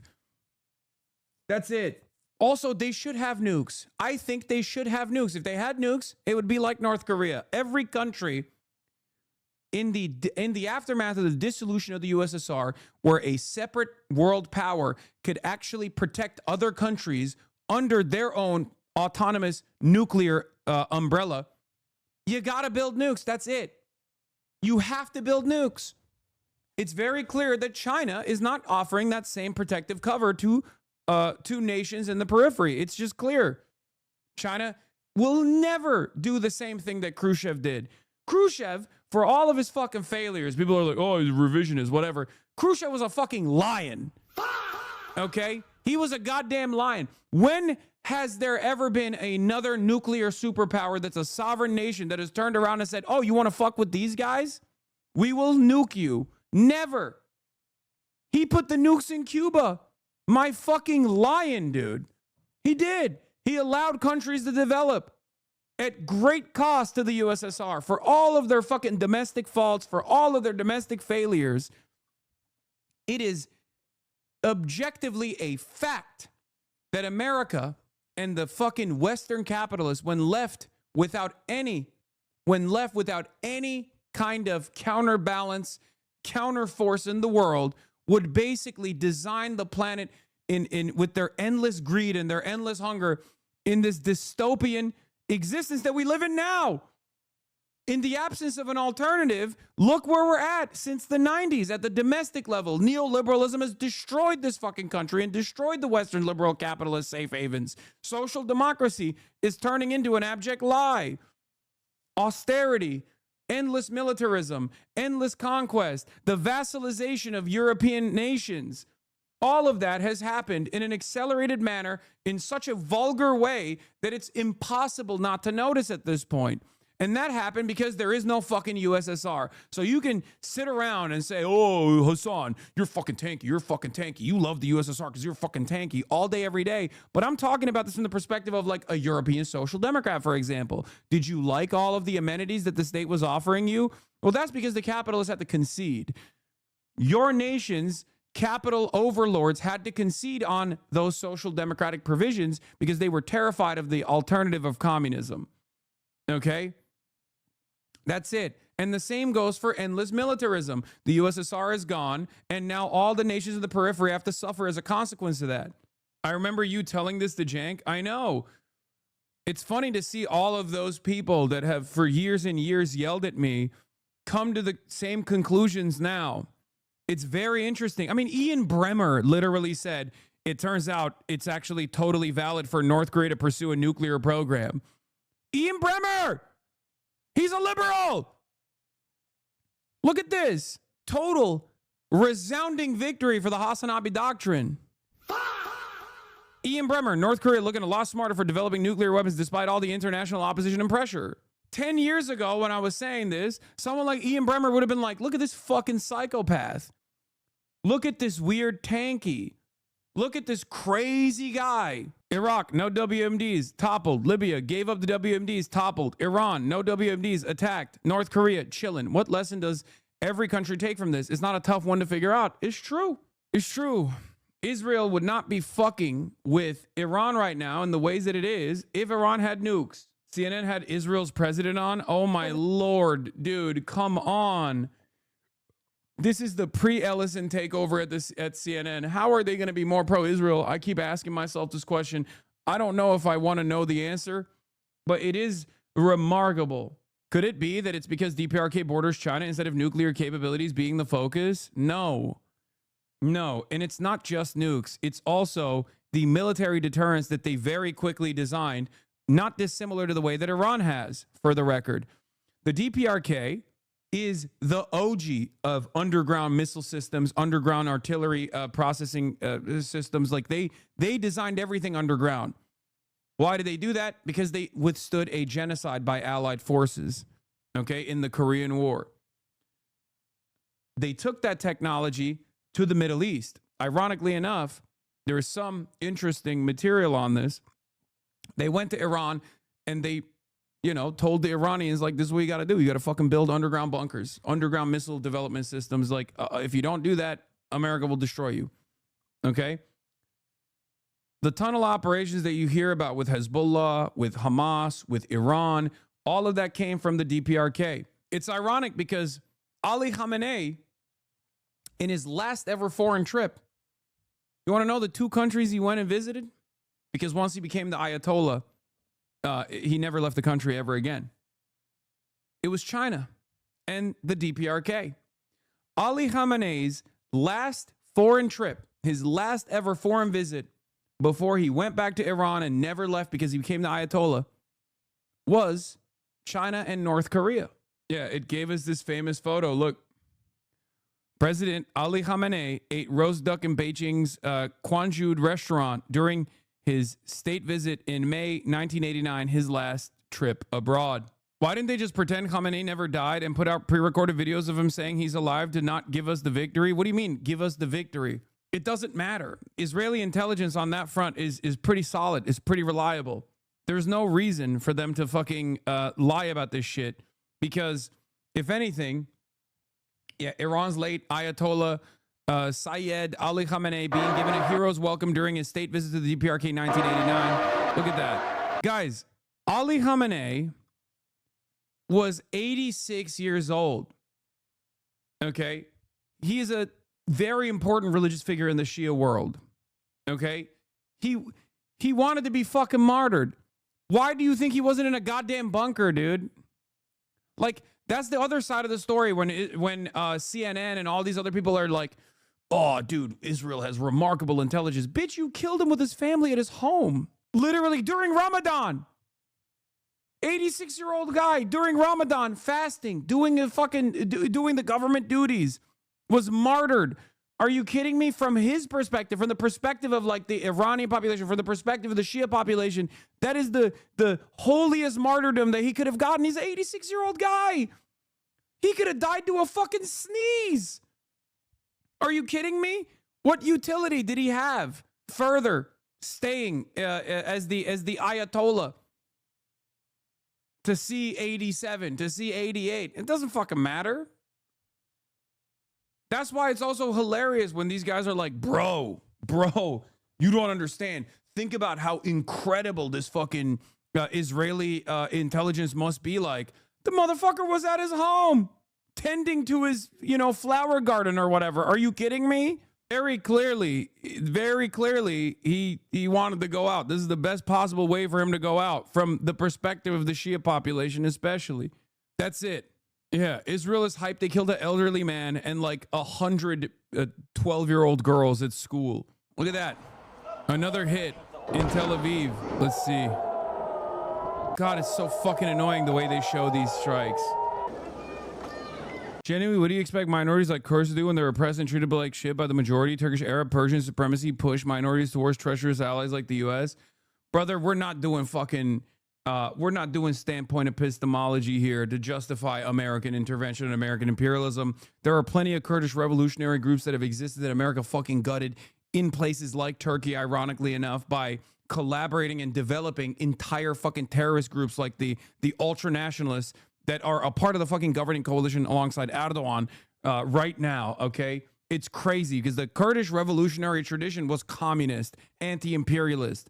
Imperialism internally by the Turkish government, but imperialism abroad as well. And now what it's turned into is a fucking band of militants that America just deploys into other whichever region they fucking see fit. Jesus Christ. At a certain point, when you see all of the fucking developmentary, like the developmentary projects for the Kurdish nation state fall by the wayside, at like the 700th time this happens, you literally have to fucking go, all right, maybe we shouldn't play ball. Anyway, we'll talk about Israel trying to fucking destroy Article 5 as well. But here, let's just get started here with a funny meme while I go pee. Please. Last year we bombed Iran in a really cool operation called Operation Midnight Hammer. It was awesome and 100% successful. But please, just let me say this, please. We had zero intentions of conducting a regime change war, like Afghanistan or Iraq. We know those don't work. We know that doesn't work, right? But it turns out our 100% successful mission wasn't 100% successful. Iran is still trying to make WMDs. But look, begging you, please. Trust us one more time. What about? I know what you're thinking. Regime change wars, they don't work yet. The question we're asking is, what if we do Iraq, but good this time? Hear me out. Yeah, Israel wants this, of course, but this is about us protecting you, the American people, right? You want that. And yes, some of you may die, but that's a sacrifice. Put the Shrek line in here, guys. Come on, I'm being serious. My fellow Americans, I'm just asking you, for old time's sake, just one more war in the Middle East. No. Oh, okay. We started already. Isn't Congress supposed to approve? I don't know. I was just asking you to be nice. Then why are you crying? A very good friend of mine recently passed away. Took his own life in prison. Just thinking about him a lot today. This hour with Fox News alert on Americans in the battlefield. U.S. Central Command confirms that 3 American service members have died in action. Oh my God. Oh my God. How could this have happened? How could this have happened? What? Oh my God. This is like America and Israel feel untouchable, feel invincible. The Israeli population also feels invincible. The American military also feels invincible. This is what happens when that invincibility attitude meets reality. You, as an American citizen, should not allow these fucking monsters to get away with this, okay? American sons and daughters were killed for Israel. That's it. American sons and daughters were killed for Israel in a multi-billion-dollar operation that is, if successful, going to be insanely destabilizing. So even in the best case scenario, it's not good for the region. It's not good for anybody, really. Okay? All of those people that said, oh, if we vote for Kamala Harris, we're going to die for Israel. Where are they at now? Where the fuck are they at now? You're now dying for Israel. Every one of those fucking carriers, whenever they do, whenever they move into the vicinity of Iran, I'm thinking that's like 8 healthcares, okay? That's 8 healthcares right there. That's 55 schools. That's what I read it as. Every dollar spent on bombs overseas, whether it be at the behest of the petro-capitalist pedophilic cabal, whether it be at the behest of ultra-Zionists, every single dollar spent in that direction is a dollar taken away from you. A dollar taken away from your roads, fixing the potholes, fixing your infrastructure so that anytime there's like windy conditions, you don't have fucking unlimited wildfires. Every dollar spent there is a dollar that could have been spent on high-speed rail. Every dollar spent there could have built a house, given Americans better education, given Americans better health care. At some point, we have to recognize that foreign policy, which is uniparty, unfortunately, is very directly involved with shitty domestic policy. It's not something you can separate. For far too long, the average American has assumed that this is totally separate things, right? Totally separate things. It happens over there. We send our sons and daughters over there. They're protecting us. They're killing the pedophilic warlords, or they're killing goat herders that had nothing to do with anything, so that those goat herders never come and like endanger our First Amendment or something, right? Trump didn't bother spending a year propagandizing us for war because he doesn't have to. The U.S. system is deeply autocratic. We have a fake opposition party, circumscribed elections, and a foreign policy / imperial apparatus completely removed from democracy. Yeah. It's true. It's true. My assessment on that take was also similar to Mark Ames, where I said, where is it? This person, Lily Lynch, says, I keep seeing comments like they didn't even bother doing a propaganda campaign this time. Do they need to? The American people are completely pacified. Where are the mass anti-war protests like we had in Vietnam and Iraq? Nowhere. I said, I think war is changing the proxy battles with poverty draft, equipped with far better resources and a pliant media that keeps the masses sedated at levels only experienced by cattle and Hokkaido Wagyu farms. And that's not the whole story either, obviously. But the draft, like the actual draft, made this a universal reality for the working class. Okay? It made it a universal reality. Every American was fearful that their sons might go to war. They didn't want that. But for the past 30 years, 40 years, like in the post-Vietnam era, there was no need for a full-blown draft. Now, that might change in the future, but there wasn't a need for it, especially after 9/11, when there was a lot of fervor. A lot of people joined the armed forces, and they went out to battle looking for revenge. But there is a reason why there is this passivity that you experience from your fellow Americans, because the media environment has been designed for them to never connect the dots. The media environment that we have right now makes them think, oh, it's just happening over there. Who knows? I got to go to work. They don't realize that all of the necro-capitalist state that they experience here in the United States of America, all of the amenities, all the state functions getting destroyed, are directly tied to where our resources are going. And our resources are always going to permanent warfare, 800 military bases, and the operation and the upkeep. That's where it's going. That's why your fucking potholes are never going to be fixed. And people do not tie that together. That's a major problem. That's a major issue in American media. That's a major issue in American organizing. That's a major issue in the fake the fake opposition party, the controlled opposition party, and the Democratic Party. That's the reason why post 9/11, post global war on terror, you don't even hear from Democrats usually you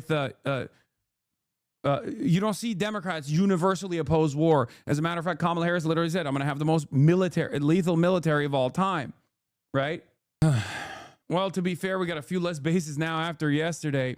Anyway, also, mass protests don't mean anything if there's no labor power backing it. That's the other side of the story. And sometimes even mass protests and labor power alone can't stop America's imperial endeavors anyway. That is the issue here too. Iron Dome failed again. Multiple interceptors. Wait, what? Multiple interceptors failed to take out a missile. Okay. Reports of Iranian ballistic missile impact in Jerusalem. Several Iranian missiles just hit Jerusalem. Iron Dome can't stop ballistic missiles anyway. This is a failure of the Arrow systems, and it's a failure of the THAADs if they have THAADs there anyway. That's what it is. This just happened. We just saw that. What I'm confused by is why Israel is not even trying to hide the impact sites now.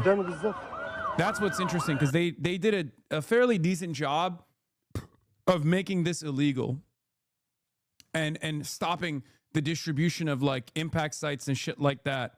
I guess maybe their posture, their propaganda posture has changed to "we are small being Israel" now instead of "we are lion." We are lion Israel to "we are small being Israel." We are the victim once again. Not realizing that the rest of the world does not actually see Israel as a victim at all. Even in the Western world, there is not a lot of people who see Israel as a victim, because why should they? Who the fuck would look at the situation and go, "Oh, wow, I can't believe this is happening. It must be anti-Semitism." Bitch, you fucking struck Iran yesterday. You started this. You begged America to do this alongside you. Don't underestimate this. I'm not. But I just don't think that there is any fucking sympathy to be had here. Look, Israeli camera work. Yeah. It's fucking crazy, man. It's crazy to see this happening and unfolding. And by the way, predictably, some of the establishment Democrats are literally running propaganda for the admin. This man, this bald piece of shit, was literally going to have his ranks stripped by the admin. And now he's on NBC News, Meet the Press, and this is what he has to say. If there is a war powers vote, Senator, will you be a yes? Well, I'm going to have to take a close look at it. I want to hear from the White House what their strategy is going forward. I would say at this point it's rather unlikely that it would be. You know, they went into this without any discussion with us ahead of time. The administration tried to strip him of his rank and investigate him for sedition, and he's prepared to carry water for them. Yeah, let me trust this White House, dude. Let me trust this fucking White House. Here, there's more. The elimination of the Ayatollah. Is it a good thing for America? Here's Democratic Senator Chris Coons. Let's take a look at what he had to say. Of the Ayatollah. Is that a good thing for America? Absolutely, Dana. Look, Ayatollah Khamenei was the longest serving and among the most brutal dictators in the world. He had the blood of many Americans on his hands. What are you saying? What the fuck is happening, man? It's just like even from a pure partisan perspective, even from a pure partisan perspective, you could just literally dagger the Trump administration right now at its moment of weakness, and you choose to extend them a helping hand. What are you fucking saying? Oh, well, you know, this is a bloody war, but honestly, it's worth it because we fucking killed an 86-year-old man. You're so fucking stupid. And it's not for a real audience. Like, you need to understand something. You need to understand something, okay? You need to understand something. They know that the audience is not eating this up, and they're still doing it. They know that this is not for a popular base. Like, who in America right now is like, oh, please contextualize why billions of dollars of naval assets are there protecting Israel and striking Iran right now? I really want to hear it. I really want to hear why this had to be done. No one is asking for this. You understand? Everyone is like, dude, what the fuck? We just got our soldiers killed for Israel, and You have Democrats in the supposed quote unquote opposition party running around knowing full well that there is no popular support for this, trying to manufacture propaganda for an administration that they're supposed to be in opposition to that is not even trying to manufacture said propaganda anyway. It's fucking insane. From the attack on Khobar Towers in Saudi to the attack on the Marine barracks in Beirut to the killing of many American service members in Iraq, the Iranian regime has been the greatest exporter of terror in the region, and I will not grieve for one moment the passing of the supreme leader of Iran, and frankly, the success in taking out many of the leaders of the IRGC. That's incredible, dude. Incredible. You are never getting healthcare, by the way. I just want you to know. I want you to know you are never getting healthcare, okay? We are never getting healthcare. We're not going to make it. We're not going to make it. Like, think about this. When you hear the Democrats come out on mainstream news, on liberal outlets, and say, this is fucking good, actually, understand that they know that amongst Democrats, this is at a minus 66% approval, okay? They know doing a regime change in Iran for Israel war is polling at 45% overall opposition, minus 66 D, and they're still trying to defend, manufacture. Were any troops killed in the operation that took out bin Laden? No. Yeah. We're at this situation where the public isn't going to approve of Trump's various regime change efforts because Trump himself spent the last decade convincing Americans that America First isolationism is the best foreign policy. Reuters, only 1 in 4 Americans approved the U.S. strikes that killed Iran's leader on Saturday, while about half, including 1 in 4 Republicans, believe President Donald Trump is too willing to use military force, according to Reuters Ipsos poll that was concluded on Sunday. Some 27% of respondents said they approved of the strikes, while 43% disapproved and 29% were not so sure. They're trying to get that 29% to be a part of the approval side. That's what the Democrats are doing right now. I just want you to understand that is precisely what's happening right now. Make no fucking mistake. They are literally defending the administration. The Democrats that are going on television right now and saying, it was awesome, the Ayatollah is a bad guy, I'm so glad we killed this 86-year-old dude. They are doing this knowing full well that it's unpopular, knowing full well that it's unpopular in their own base. They are trying to get their own base to agree with Donald Trump. Okay? That's where we're at. That's where we're at. They are opposition forces. They are not a part of this movement. Okay? They should be treated as oppositional figures. In opposition to the working class needs. That is precisely what they're doing. Unfucking believable, dude. Unfucking believable. Look at my opposition party, dog. They know doing a regime change in Iran for Israel is polling at 45% overall opposition, minus 66 D, and they're still trying to manufacture consent when Trump doesn't even care to. This is one of the moments of honesty, right? This is one of the moments of honesty. When Nancy Pelosi comes out and says, we want a strong Republican Party, this is what the fuck she's talking about, okay? This is precisely the reason why. Yeah, John Bolton is sounding the alarm on Trump's Iran gamble because he's an MEK truther. That's why. But that's neither here nor there. That's like utterly irrelevant. But look at these fucking numbers. Look at these numbers.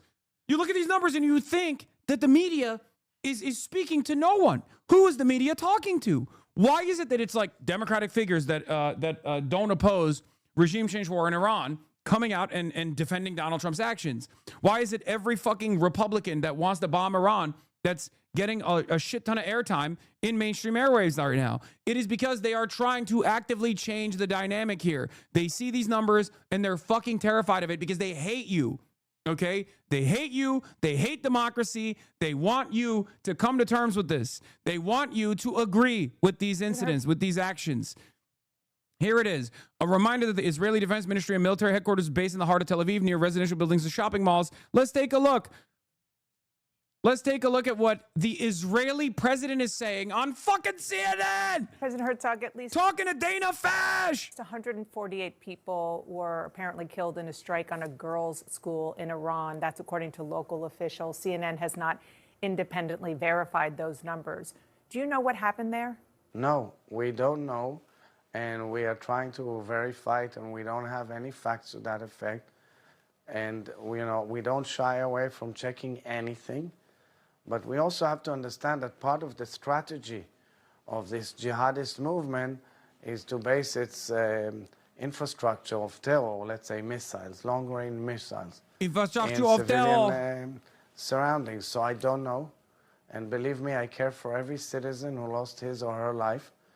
But what we have to do right now is offer a better future for millions and millions of Iranians and hundreds of millions of people all over the Middle East.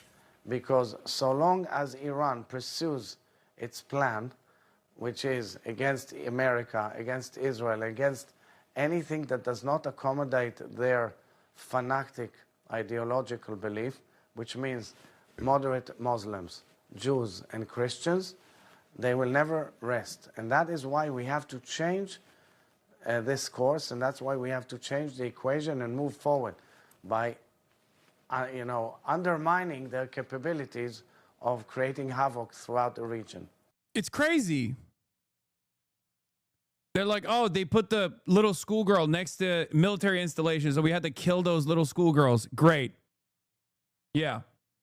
All of the military installations are in the heart of Tel Aviv. So, hey, you set the standard. Now live in the world that you designed, for the record. Also, here's some more moments of confidence from our big, beautiful overlord. Trump addressed the first U.S. casualties as a part of the Iran attacks. They're great people, he told Nikki Schwab. And, we expect that to happen, unfortunately. Could happen continuous. It could happen again. I mean, this is, like, even from a pure partisan perspective, this is propaganda that's writing itself. All Democrats have to do is like, look at this guy. He wants you to fucking die for Israel. What the fuck's wrong with you? So why are they not saying it? Why are they not saying it? Because they also want you to die for Israel. Any Democrat that doesn't take advantage of the fucking unimaginably unpopular initiatives by Donald Trump right now at this very moment should be seen as also a servant of the same interests, okay? That's it. You're going to die for Israel. You're going to fucking like it. Even fucking Bulwark is like Bulwark, comprised entirely of fucking neocons. First major poll that Iran strikes show that they're not popular. That's slightly worse than the strikes in June, where the split was 36-45. GOP support went from 69% in June to 55% today. Oh, yes! More! And the Democrats and the fucking phony ass controlled opposition Democrats are literally looking at these numbers and still going, how do we defend? How do we defend Donald Trump? How do we defend Israel? How do we defend it? Any Democrat that comes out and doesn't stand firmly against this completely illegal, expensive initiative Trump is conducting for Israel should be permanently treated as a part of the controlled opposition. They all know this is deeply unpopular, and they're actively defending Trump. If they run cover for Trump, it should be an admission of being compromised by the Epstein class. I mean, it is. Okay? They wanted this for years. They wanted this for fucking years. How did you ever do essays in college 10 words per minute? Shut up. Even the former neocon outlet Bulwark, the rhinos, the Never Trump Republicans, are coming out and launching a better fucking opposition to what the Trump administration is doing than the motherfucking big D Democrats are, like establishment Democrats are. Whose freedom is he talking about here? Tim Miller responds to Ambassador Mike Walls. Because if the purpose of the mission is Iranian freedom, then it's going to take a lot more sacrifice. If he's trying to imply American freedom was on the line here, that's just ridiculous. Only 21% of Americans supported the United States initiating an attack on Iran, and polling conducted in advance of the strikes that Trump ordered this weekend. Even most Republicans were opposed or not sure, with just 40% in favor. What Americans think doesn't matter. I don't say this to absolve us of responsibility. It is simply true as a matter of empirical reality. regarding polling that on matters of militarism and genocide, Washington Tel Aviv's war machine is further and further away from U.S. public opinion. This is why Congress has a diminished role. It's not some obscure constitutional quirk or failing. It's because the people in charge of both parties realize their sprawling death economy has little organic appeal, and they increasingly don't need to worry about popular unrest. Europe has a unique opportunity here, by the way, even more so than we do, because Europe still has some semblance of institutional pushback. Europe still has a population that feels like they're, not servants of America and Israel. And they've had tremendous action against their own governments, mobilizing in the direction of Israel during Israel's genocide. But Europe also has work stoppage capabilities, okay? The reason why I'm saying this right now is because European leadership is going to immediately take action in the direction of Israel to defend Israel and the United States of America. They've already signaled that they're in support. France, Germany, and the UK have issued a statement condemning Iran's disproportionate response. I want to know what they think is proportionate response when invaders assassinate your head of a state and civilian leaders in an explicit campaign to destroy your government. France is deploying its carrier to the Mediterranean and says they will support Iran's... Wait, what? Oh, they will support Iran strikes. I thought you said France was going to defend Iran. I was like, what the fuck? Yeah. Breaking. France's aircraft carrier Charles de Gaulle is deploying to the Eastern Mediterranean due to the current Middle Eastern conflict, according to the BFM TV report. I'm going to be honest, guys. It's out of my hands at this point. No matter how much I talk about like how this isn't like Jewish control or whatever, you will never, ever be able to convince the masses that Israel isn't this unique, special pearl that must be protected at all costs. And the easiest way for the masses to understand that is going to be through anti-Semitism. Like, that's it. That's it. No matter how much I try to fucking describe that this is like imperialism, this is superseding even the most like vulgar materialist analysis. Okay? That's it. How do you describe this to people? How do you explain to people that like Israel isn't this like very special, unique nation state that like every other fucking country is always going to drop everything to defend at all costs, no matter how violent they get? After 2.5 years of a fucking genocide, after 80 years of an apartheid that people are now coming to terms with, people are now acknowledging, you got European vassal states only months after Donald Trump literally said he's going to take over a NATO nation's territory, are turning around and going, we are willing servants of both you and Israel, sir. We will defend Israel unconditionally, sir. Make no mistake. France is exceptional here because France has actually stood in opposition to NATO in the past. Charles de Gaulle, that aircraft carrier named after Charles de Gaulle pulled out. France has its own nukes. The past 36 hours, the United States and its partners have launched Operation Epic Fury, one of the largest, most Epic Fortnite Big Chungus, most overwhelming military offensives the world has ever seen. Nobody's seen anything like it. We have hit hundreds of targets in Iran, including Revolutionary Guard facilities, Iranian air defense systems. Just now, this ugly son of a bitch even took the hat off to take it a little bit more seriously. What happened, bitch? What fucking happened? Announced that we knocked out 9 ships plus their naval building, all in a matter of literally minutes. Epstein's fury. Iran's formerly supreme leader, Ayatollah Khamenei, is dead.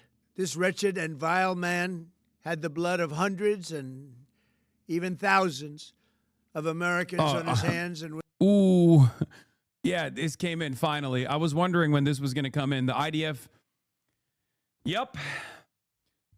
I was shocked by why Israel was allowing footage of successful Iranian strikes on Tel Aviv and in Jerusalem to be mass released. They even had Israeli journalists.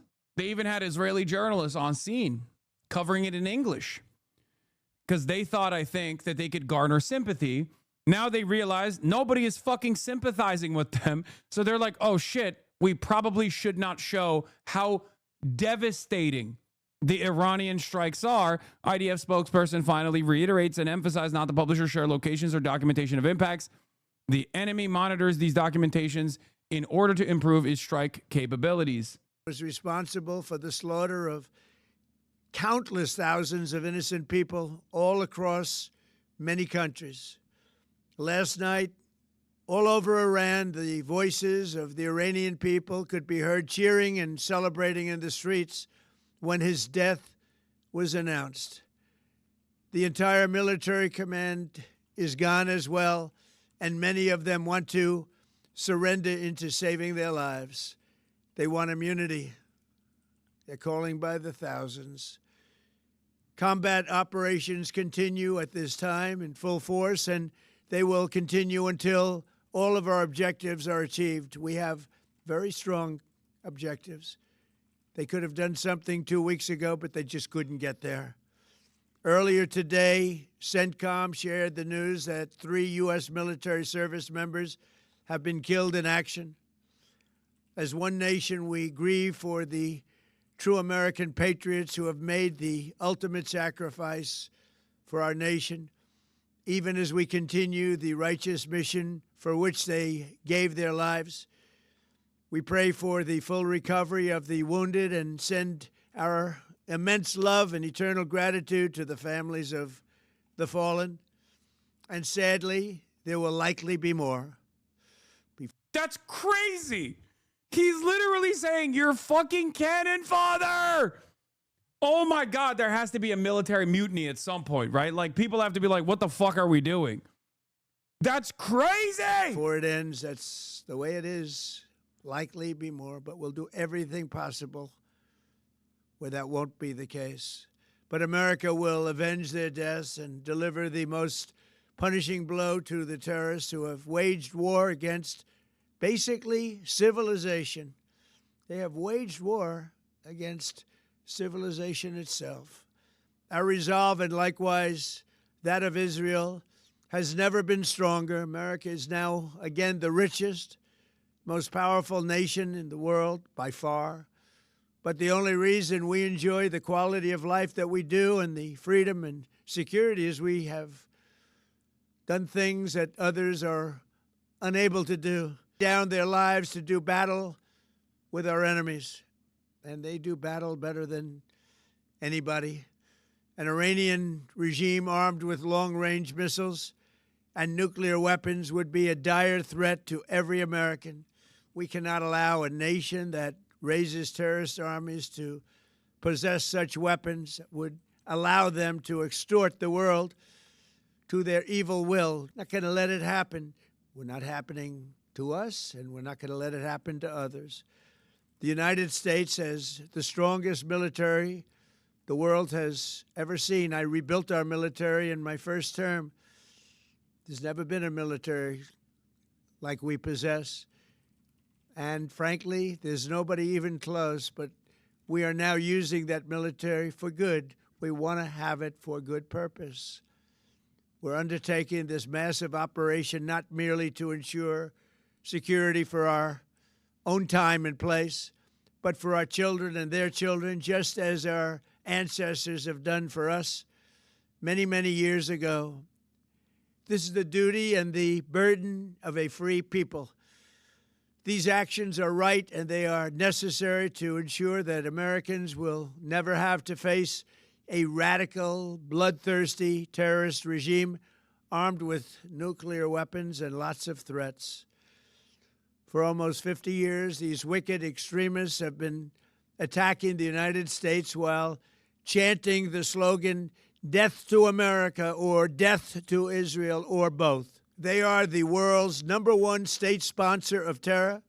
We are the world's greatest and most powerful nation, so we can do something about what they do. These intolerable threats will not continue any longer. I once again urge... Send Barrett! Strap him to a fucking JDAM! Send Lindsey Graham! Send his fucking children! How about that?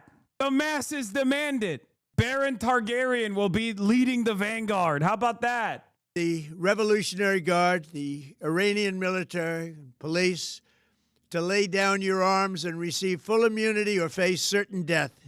It will be certain death. Won't be pretty.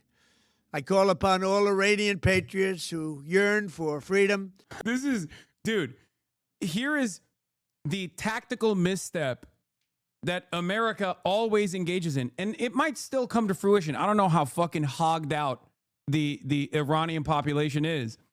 Okay?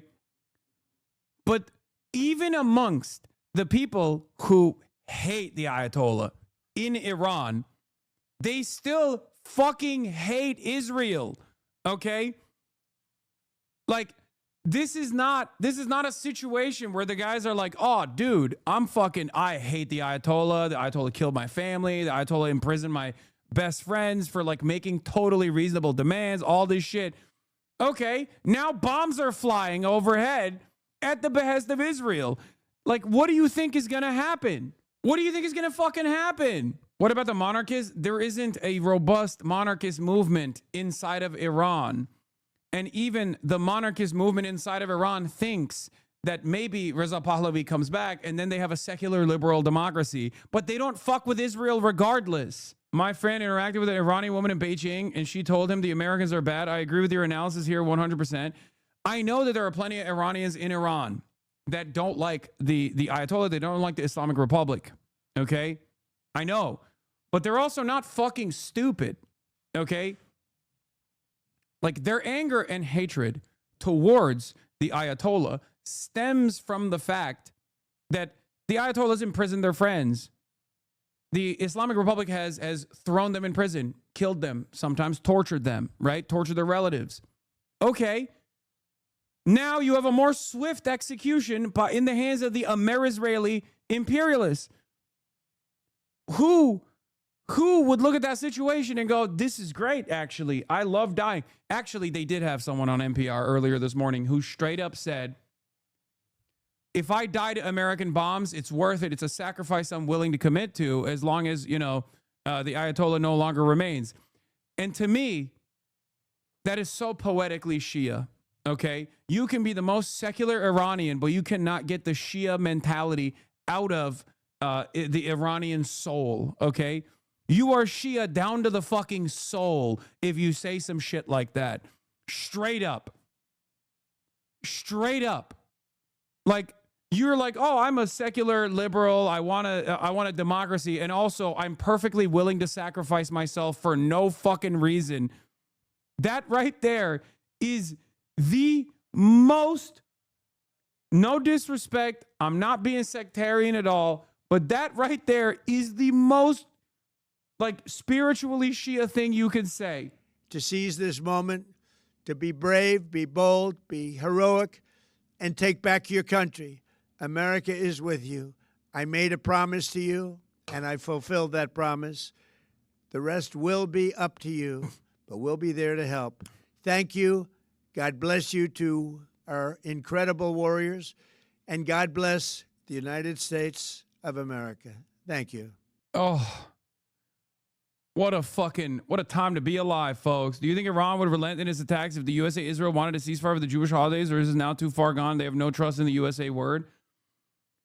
For the Jewish holidays, brother, or sister, there is a very important Muslim holiday taking place, and Israel famously loves bombing Muslims during Ramadan, which is currently what's going on right now. It's Ramadan. I don't think... oh my God, Kid Starver came out too for the Kid Diddler squad. Let's take a look at what he had to say. Oh, exceptional work. Top class, my good sir. Tell us what you will do, Kid Starver. Show us the way, chap. We are in unprecedented times and we will go to war to defend Israel's sake. In the Gulf, and explained that the United Kingdom was not involved in the strikes on Iran. Cap. That remains the case. Over the last 2 days, Iran has launched sustained attacks across the region at countries who did not attack them. They've hit airports and hotels where British citizens are staying. This is clearly a dangerous situation. We have at least 200,000 British citizens in the region, residents, families on holiday, and those in transit. I ask all our people in the region to please register your presence and follow Foreign Office travel advice. I know this is a deeply worrying time, and we will continue to do all we can to support you. Our armed forces, who are located across the region, are pathetic, pathetic, maximum cucked, maximum cucked. America's cucked by Israel because the American administration is like directly letting Israel do whatever the fuck it wants. And you're cucked by America that is cucked by Israel. You're double cucked. You're not even sitting in the cuck chair in the room. You're sitting in the cuck chair in the room next over, listening in from the wall about America's back walls getting fucking blown out. That's the situation. Have some decency, my good sir. Oh my fucking Lord, dude. You're getting cucked by proxy. Are also being put at risk by Iran's actions. Yesterday, Iran hit a military base in Bahrain, narrowly missing British personnel. The death of the supreme leader will not stop Iran from launching these strikes. Their approach is becoming even more reckless. Wait, but I thought, wait, hold up. The death of the Iranian leader hasn't stopped them. Wait, I thought it was over, right? I thought you killed the 86-year-old guy, and all of a sudden it's like, boom, magically, bad guy dead, right? Mission successful, mission accomplished. We throw out the banners. Did no one tell the IRGC that their leader is dead and they have to put their arms down now? Isn't that how that goes? I thought this severe escalation, this severe violation of all of the rules of warfare was for ultimately a good purpose, right? I thought America going in alongside Israel and executing a head of a sovereign nation was going to lead to prosperity. I'm so confused. What's going on? What's going on? I thought it was going to be fine. And now Donald Trump is coming out and saying some of you are going to die for Israel and you're going to have to like it. I don't get it. I don't understand. Kind of feels like none of these leaders actually have our interests in mind at all and simply have the interests of one nation state in mind. And it's very strange to me. And more dangerous to civilians. Our decision that the UK would not be involved with the strikes. Yeah, all the NatSec guys are basically doing this. Guy who's been a NatSec analyst for 50 years. Well, Wolf, I would say that now we've captured Iran's king and we have checkmated Tehran. And it's actually cheating for them to keep playing. Straight up. They just keep, every NatSec guy is basically saying that over and over again on television. Every Democrat's like, I hate Donald Trump. But honestly, he did the world a service by assassinating the Ayatollah. It was so sick. The Ayatollah is ruthless. He's brutal. We love delivering democracy. Motherfucker, Trump is not even saying that. Like, Donald Trump is literally 3 minutes away from just coming out and being like, I love Israel. I love Israel is the only country I care about. There's no other country in the world that I care about other than Israel. And honestly, if you don't love Israel as much as I do, then you're a bad guy. You're an anti-Semite. You need to get in the coffin now. You need to die to a Shahed drone strike for Israel. And Democrats are still running around talking like there's some other alternative purpose here, that it's actually a good thing that this happened. The fuck are we doing? Do the parents of dead soldiers get a free Israeli citizenship as a treat? Fuck no. Fuck no. Also, who would want that right now? I mean, look at what's going on in Israel. Footage of an Israeli Air Force airstrike targeting an Iranian hostage installation in northern Tehran just a little while ago. Hitting hostage installations from the get-go, including this Israeli strike demolishing hostage headquarters, would seem aimed at fostering conditions for mass unrest, which is not necessarily the Venezuela-style transition some reports say Trump desires. Yeah. I don't know if this is like real footage or not, but it's very clear that they are not invested in regime change in Iran even. They want Libya. I need you to understand, they want Libya. But for Libya to take root inside of Iran, they need to mobilize on the ground resources. In Libya, they had Salafist brigades, okay? ISIS-style groups in Libya that were able to seize control or able to just like cause chaos on the ground. You know, murder civilians, murder members of the state, murder security forces. They don't have that in Iran right now. Part of the reason why they don't have that in Iran is because the IRGC, led by the Ayatollah, has been pretty fucking repressive and have jailed virtually anyone that has ever even thought about taking up arms against the state. This is not to say that it was the right thing to do, mind you, but in this very moment, they don't have popular mobilization. They have a lot of distrust in the government amongst the Iranian population, but they don't have the necessary resources for popular mobilization to cause chaos on the ground. That might change. Okay, that might change. But even in order to successfully facilitate a Libya-style situation in Iran, which again has much stronger institutions and a much stronger military and a much stronger contingency plan that was designed specifically around exactly what's happening right now happening to them, okay? That it is very clear, that their goal here is to functionally destroy all matter of the state apparatus and try to balkanize it to the best of their ability. But in the absence of popular forces, they have to send in popular forces into Iran. And that's probably going to be a mobilization of the Kurdish militias coming in from Iraq. That's what they're trying to do. In a social media post Sunday, President Trump wrote this, quote, "Hopefully the IRGC and police will peacefully merge with the Iranian patriots and work together as a unit to bring back the country to the greatness it deserves." Is hope the plan for the future of Iran? No. No, the future of Iran is going to be determined by the Iranian people. The new Iran, whatever it is, whether it's a cleric or what is this? Iran already purged the spies during the protests. I don't understand how they think they can revolt still happen, especially during Ramadan. You have 20% of the population with fervor and revenge against the West. No, it's way more than that. No, the Iranian population despises Israel and America. The idea that they're like super, there is like a genuine popular support among the Iranian population is a lie, okay? I don't know why people can't comprehend this.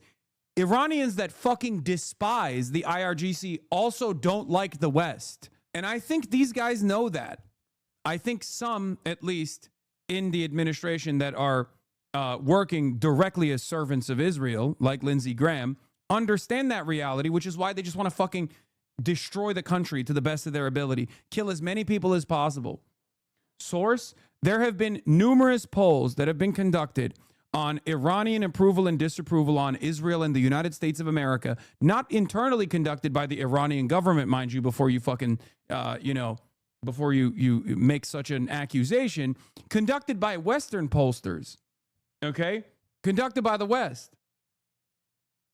You're wrong, Hassan. Us Iranians love Israel and the U.S. Yeah, sure, Lion's legacy. It's the LA Iranians who keep pushing it, you know who? No, even amongst the diaspora Iranian population, by literal, even amongst the diaspora, the majority still don't approve of America and Israel, for the record. You just only hear, and obviously the percentages are much higher for support for U.S. and Israel in the diaspora population, but even amongst the diaspora, it's like almost 50-50, and the majority don't approve of Israel. We covered this earlier. Yeah, Iran poll, Chicago Council asked 2007 Iranians what Iran should do if the U.S. attacks, and the majority said respond militarily. 30% said go to the UN. No majority for welcoming it. 86% of Iranians view the U.S. negatively, according to Iran poll 2019.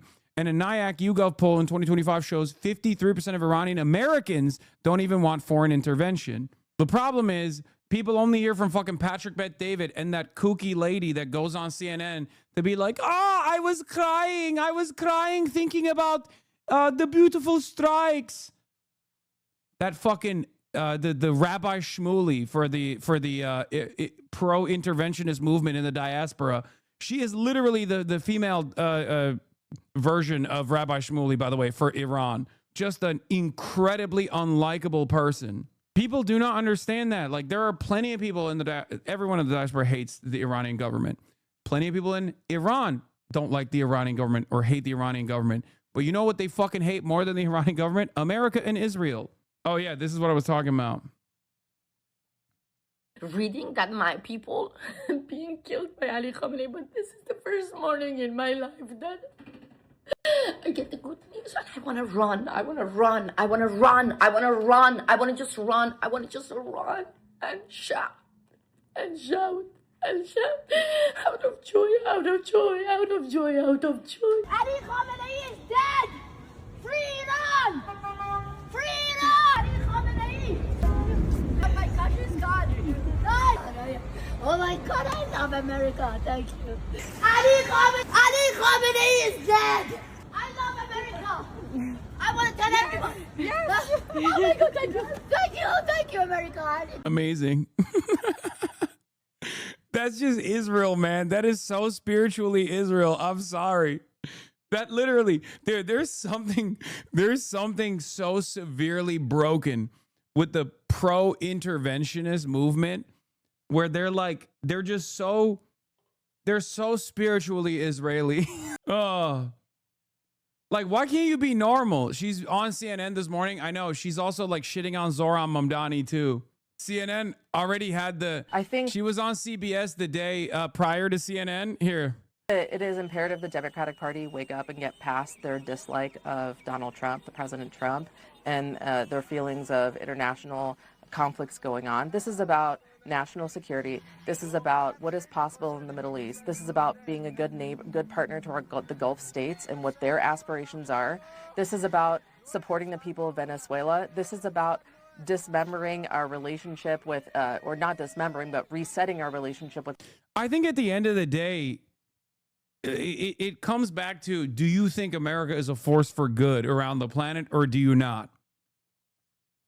And I think more and more people, due to the deteriorating material conditions here in the United States of America and the contradictions that they experience, are coming to terms with the reality that, no, we are not a force for good around the world.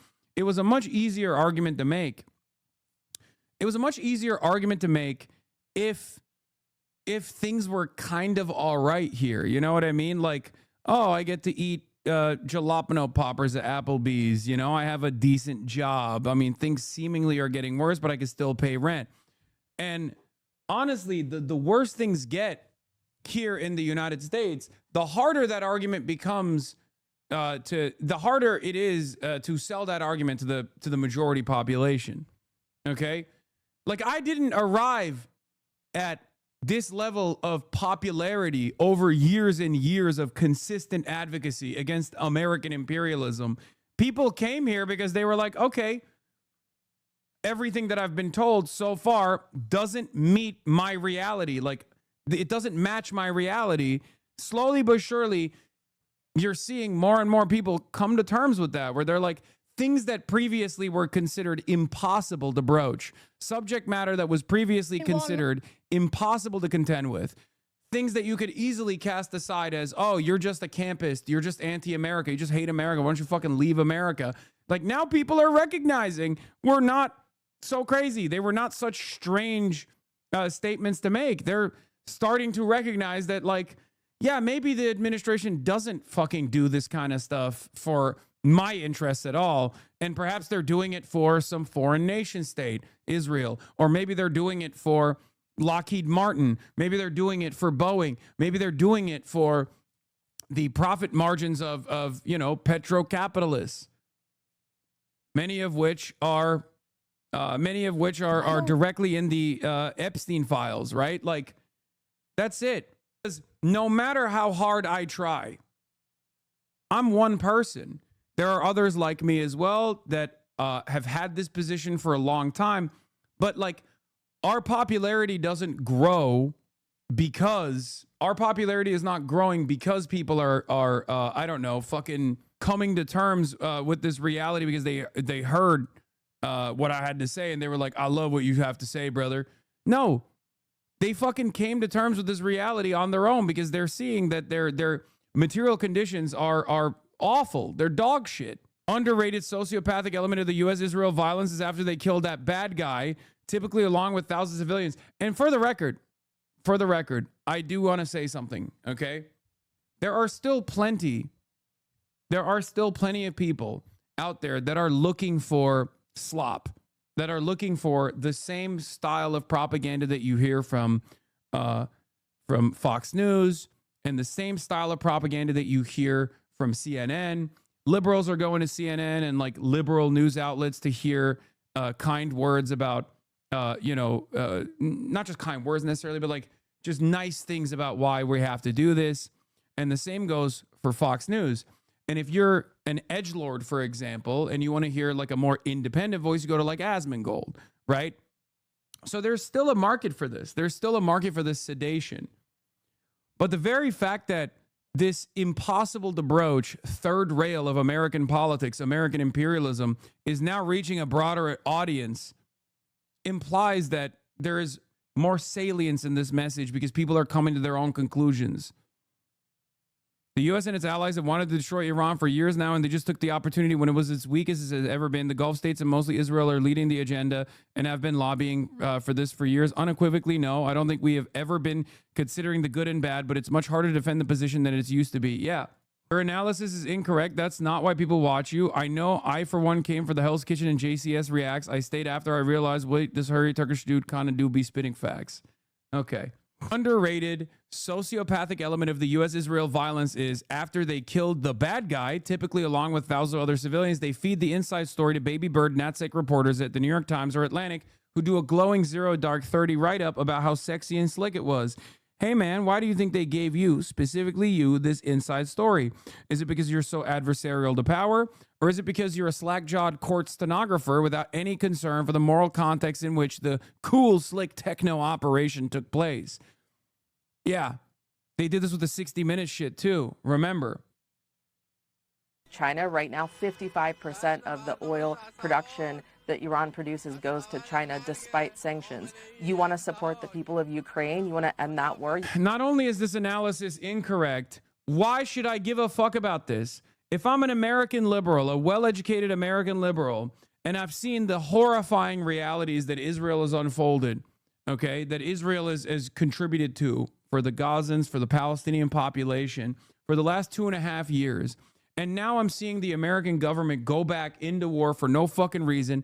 I saw what this looked like with the global war on terror and its failures. Why the fuck am I supposed to think like, oh yeah, we got to cripple China? Of course. This is preaching to the converted. You are preaching to the converted. You're preaching to people who already have this kind of ambition. Many Americans, due to their deteriorating material conditions, do not have this kind of ambition.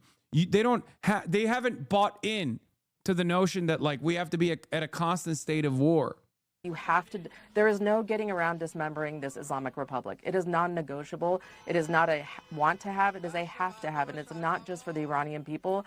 I think you have to trust the Iranian people. We know this government better than anyone else. When you dismember and decapitate this regime, you are going to see a change in the Middle East, in Venezuela, in China, in Ukraine. And I think, quite frankly, their ideology has really, it's caused a lot of problems for us worldwide. We need to take it seriously. And I think at this point, we have a tremendous opportunity. This will be like ending the Soviet Union, the Berlin Wall. This is a transformational moment for humankind, for security. And as an American, this is in our interest to complete it. So I am a Democrat. I have been a huge Democrat. But I love Donald Trump right now. I love what Donald Trump did. Disappointed with my party. I do not see myself in them in this moment. Yeah. Iranian American Maj Mahdara. It's imperative that the Democrat Party wake up and get past their dislike of President Trump. You have to suck it up and you have to like it. Okay, here, I'll use an objectively reactionary approach to this. Why the fuck am I, a goddamn American citizen, supposed to foot the bill for your own ethnic interests? You're a goddamn immigrant in this country. Okay? Why the fuck am I supposed to foot that bill? Why? there is an argument to be made here for the most reactionary base as well, which is, why do I give a shit?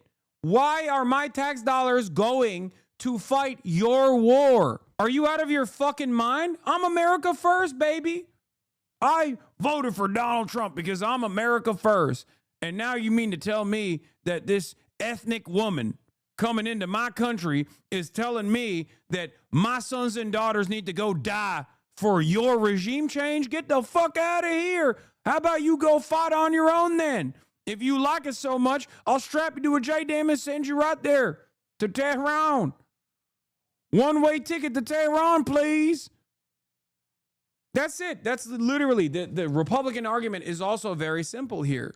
The Republican argument is very simple. The other side of the story, of course, for the Republican argument is, why the hell am I destabilizing another Middle Eastern oil-rich nation? I don't even see any of the dollars coming back to me.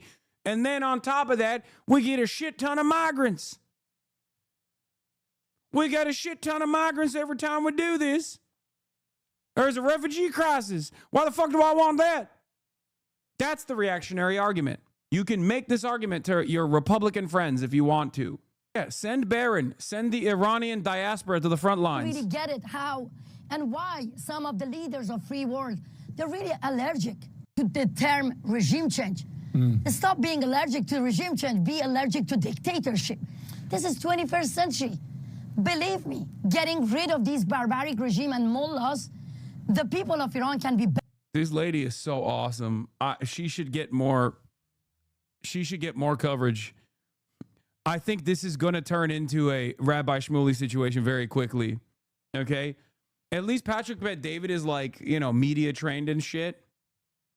But it's awesome. I love hearing from characters like this. When a new character comes around, I'm like, thank you. More of this, please. Certainly, the average American in Arkansas that's tuning into the fucking CNN broadcast for once to just see what's going on is going to hear what this lady has to say and go, you know what? I'm convinced. You know what? Sign me up. Sign me up. I'm sending all of my sons to the war. Okay? Better allies for America, for Europe, for the free world. So yes, the history will judge those leaders who could manage to end this regime, but they decide to actually, negotiate with this regime and support this barbaric regime instead of supporting the people of Iran. One person like Zoran Mamdani, if I have time. Zoran Mamdani's statement, it really broke my heart. It really did. Just to bring people up to speed. Oh yeah, Jake Tapper loves this, by the way. It is insane because she was fairly okay journalist in Iran. Not sure what happened to her brain when she moved to the U.S. Yeah, I don't know what happened, but I'm not very familiar with her background. But let me tell you, what I've seen so far, excellent. Okay?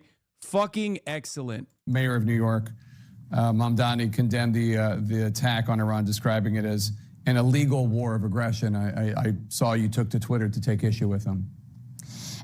Yeah, because look, we American, we have freedom, dignity, safety, democracy, everything here.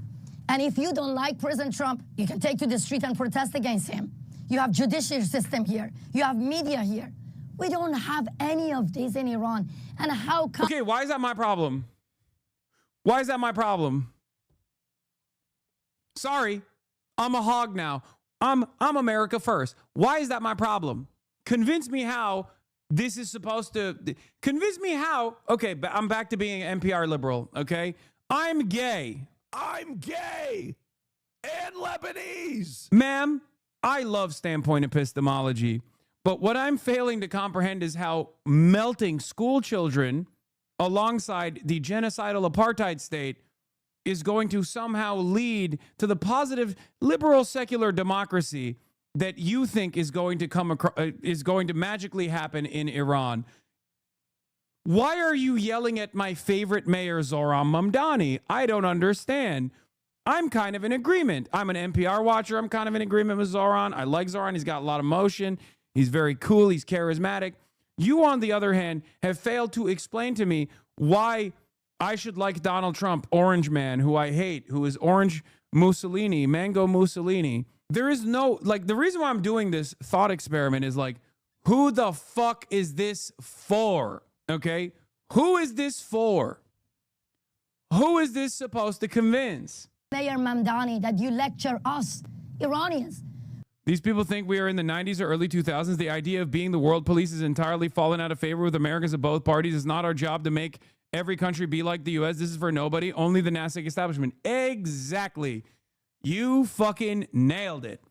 This is for the only people that are going to be coming on after her. Okay? People that work for a foundation for defending democracy, which is Benjamin Netanyahu's own personal /think tank. This is for the guys who write for The Atlantic, not even for the people who read The Atlantic, okay? This is for the guys who don't even write for Foreign Policy magazine, because even Foreign Policy has more diversity of opinion, okay? This is for a hand-selected, incredibly tiny number of people that go, thank God someone's out there speaking truth to power, and I'm getting paid $250,000 a year to also speak that exact same truth to power. It's not for the masses, okay? Because if you're a liberal and you read in, if you're a liberal and you hear Zohran Mamdani's take, that's very convincing. You're like, why the fuck are we doing this? I hate Orange Man. I love Zohran Mamdani. I agree with Zohran Mamdani. Why the fuck are we going to war again? Another regime change war? I don't like that. If you're a Republican, you're like, why is this crazy-haired Iranian lady telling me I must fight her ethnic war? You know what I mean?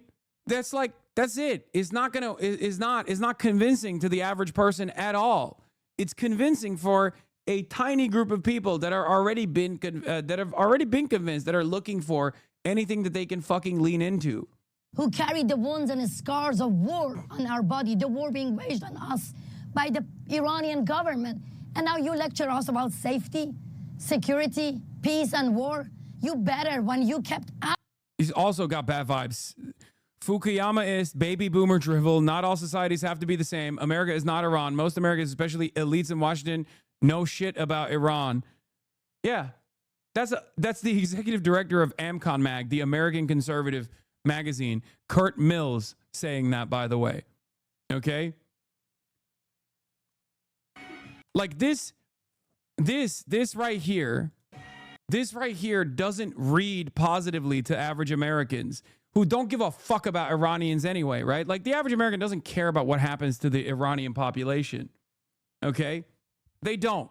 But when they see someone go, I am Iranian and I am celebrating that little babies were melted with American and Israeli weapons in my home country, they don't look at this and go, wow, this is great. I love that. Though, straight up, as far as the diaspora populations goes, I think Iranians do take the cake. Like they gotta be in the diasporoid Olympics. Like, who is the worst diasporoid? Straight up has to be Iranians. Like, no disrespect to the Iranian diaspora that's in my chat right now, but god damn, dude, is worse than the Cubans, bro. How is that? Actually, I don't know. There is, it's heavy comp. I am a diasporoid, okay? I am a fucking diasporoid myself. And I can't go back to Turkey, okay? You guys know this. Some of you probably don't. There's a much larger audience in here, okay? I can't go back to Turkey. Turkey has no free speech. Turkey is very heavy in its prosecution and persecution of people who have spoken out against the state. I've written extensively back in the day at Huffington Post about the Turkish coup d'etat, okay? And I was critical of the government regardless, right? I was critical of the government, and I still am, and I haven't stopped being critical of the Erdogan regime. However, there has never been a moment in my life where I have felt the indignity in my soul of saying Turkey would be better off with an American puppet installed in its leadership. It is the most undignified, disgusting, worm-like behavior that I have ever seen. And for some weird fucking reason, there are so many in the Iranian diaspora, so many in the Cuban diaspora, so many in the Venezuelan diaspora that straight up think that this is the appropriate measure. It is disgusting to me. It is disgusting to me. It's heinous. It's heinous behavior. I'm telling you, my uncle died. I couldn't go back to my country that I grew up in to see his funeral. And if you think, in spite of all of that, when Israel comes out and says Turkey's next, if you think I'm not going to fucking say, fuck that shit, no matter how much I hate Erdogan, if you think I'm not going to fucking sit there and say, oh yeah, it would be much better if I could just go back to Turkey, see my fucking family, when Israel and America go and fucking blow up different Turkish installations and completely take over the country. That is disgusting. That is the most worm-like fucking behavior that anyone could ever engage in. It's disgusting to me. It's heartless. It's disgusting. It already happened in Turkey too. Fethullah Gülen is an American CIA asset, okay? And they were able to develop a parallel state in Turkey. They took over the courts, they took over the police, they took over the fucking military. And they tried to do a fucking coup d'etat, and it was very bloody. Turkish people died. They took over Turkish fighter jets, and they bombed Turkish soil, killing Turkish civilians. Those jets got refueled by Americans. Those jets took off from American military bases. Have you no fucking dignity? Have you no soul? How can you see your countrymen, your countrywomen die directed by the American state and then think this is somehow going to lead to a positive result? Insanity. It is disgusting. Maybe that's the reason why I'm so fucking rough on the diaspora populations in the United States of America that fucking beg for this shit. It disgusts me. Okay? Comparing Turkey to Iran is disgusting as well, to be honest. No offense taken, we understand. At least the Cubans only went through this ordeal once. Us Iranians already fell for this propaganda once by reinstating the Shah's power and fell for it again with Khomeini. Now we fell for it again. Fool me once, twice, thrice. I'm Cuban, and I think it's about the same when it comes to bloodthirst. Some of my family members have said they would support the bombing of Havana if it meant the end of the Cuban government. They also support the current starvation in Cuba. Yeah, I don't understand it. Your brain is broken, dude. You have no fucking soul. You're heartless. You don't care about your fucking family members. You don't care about anything. You just want to extend your decades-long petty grievance. And you want to get a fucking W somehow. It is the most deranged behavior of all fucking time. Türklerde ideoloji ne olursa olsun bir vatan anlayışı ve savunma gereği var genel olarak. Diğer ülkelerde böyle bir şey çok görmüyorum. Sen de bunu söylüyorsun şu an. Evet, birazcık. I don't know what it is. I just don't understand it. Like, there are so many fucking Turkish people that despise me for recognizing the Armenian genocide, for saying that, like, Kurds deserve their own state. They're stateless. Now, to a certain extent, of course. I'm not in favor of a Kurdistan that looks like Israel, obviously. But, like, in spite of all that, in spite of all the shit that I eat from Turkish nationalists, from Turkish Islamists don't actually fucking hate me as much anymore because of my advocacy for the Palestinian cause, but from the Turkish nationalists, from Turkish liberals, okay? In spite of all of that, you will never see me defend intervention in Turkey. You will never see me defend intervention in the hands of America and Israel in Turkey. I will always stand against that. It is fucking disgusting. It blows my goddamn mind that people fucking sit there and celebrate this shit. Children are being slaughtered and they sit there and they celebrate it. It's nasty. Generalizing, but Iranian American interest groups are some of the most mobilized and have the most pull within their own community. If you've ever worked in public office, you'll be constantly harassed by MEK fronts, OIAC, and the Pahlavis. They will show up to your office and scream at you. They will call you 15 times a day. No one else even compares. I mean, the Israelis don't have to do that because they already have everyone's nuts in a vice grip. Given the option of an American puppet leading the country like Fethullah Gülen and Erdogan, I prefer Erdogan 100% of the time. Okay? 100% of the time. That's it. That's it. And I don't fucking like the guy at all. It's not even a question. It's not even a fucking question. It's disgusting. Fuck you. Okay. Sure. That clip will do numbers, lol. I mean, that's the common Turkish position, by the way. People whose family members have been thrown in fucking prison. People whose family members have been thrown in fucking prison in Turkey also have that position. There was a referendum that took place in the aftermath of the failed coup. And Erdogan changed the constitution. He seized more control over the government. He basically destroyed any kind of independence that the Turkish military could ever have. He extended his regime for another decade plus. He is at his weakest right now in this very moment. And even now, in his most ruthless, if there was an opportunity for Israel to do regime change in Turkey, I would stand by Erdogan's side every single fucking time. Okay? That's crazy. And I say this as someone who can't even fucking go back to Turkey, okay? I can't even go back to Turkey.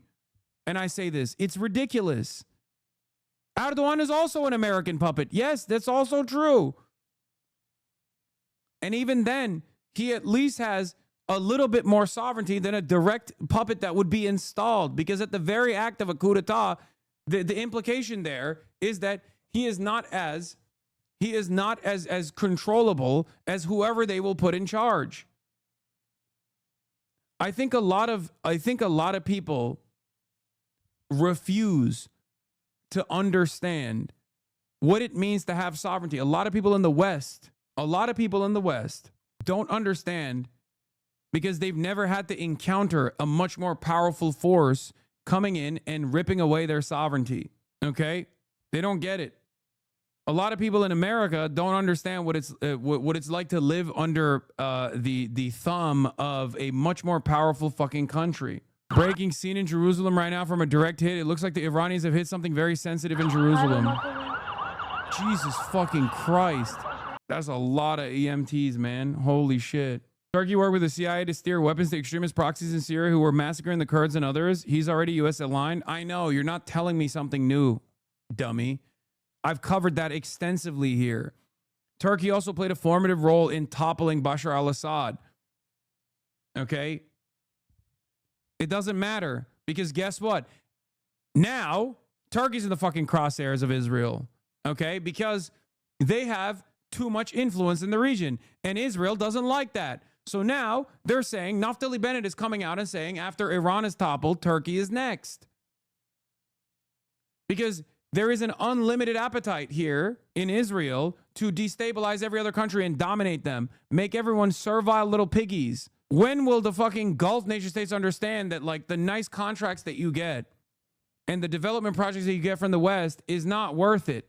Confirmed with Tara Kopp and Alex Horton that the U.S. troops killed overnight were a sustainment unit deployed to Kuwait. According to two U.S. officials, one of them adds that they were in the army. Details previously were reported by NBC News.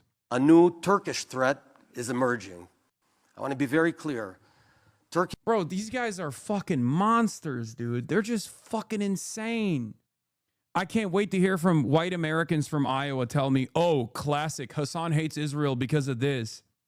No, man, I hated Israel before this, okay? Long before this. And Qatar have gained influence in Syria, are seeking influence elsewhere and everywhere throughout the region. And from here, I warn, Turkey is the new Iran. While some senior Israelis were on Qatar's payroll, Qatar and Turkey are nourishing the Islamic Brotherhood monster that is growing and eventually might become as dangerous as the one created by Iran.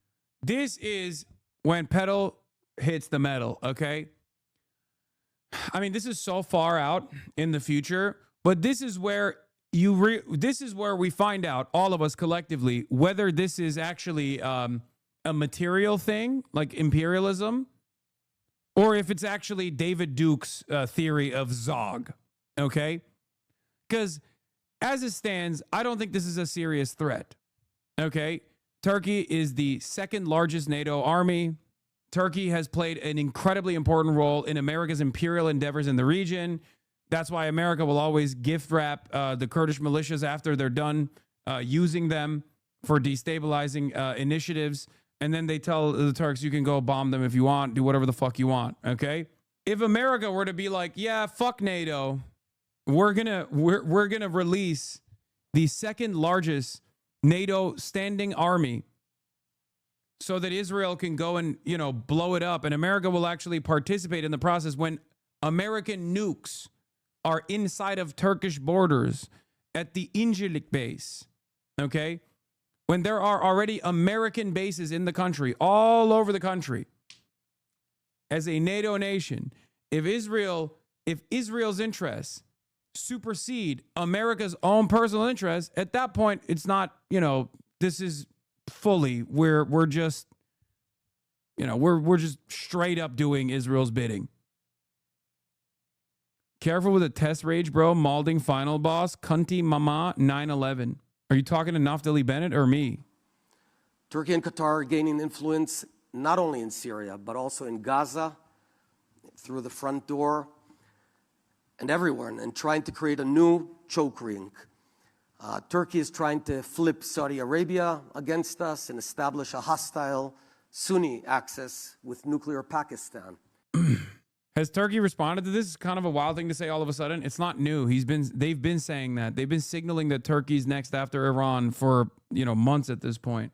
Yeah, NATO boosters are notably silent about these open threats against a NATO country. There are nukes in 7 different cities in Turkey. There are American nukes in 7 different cities in Turkey, bro.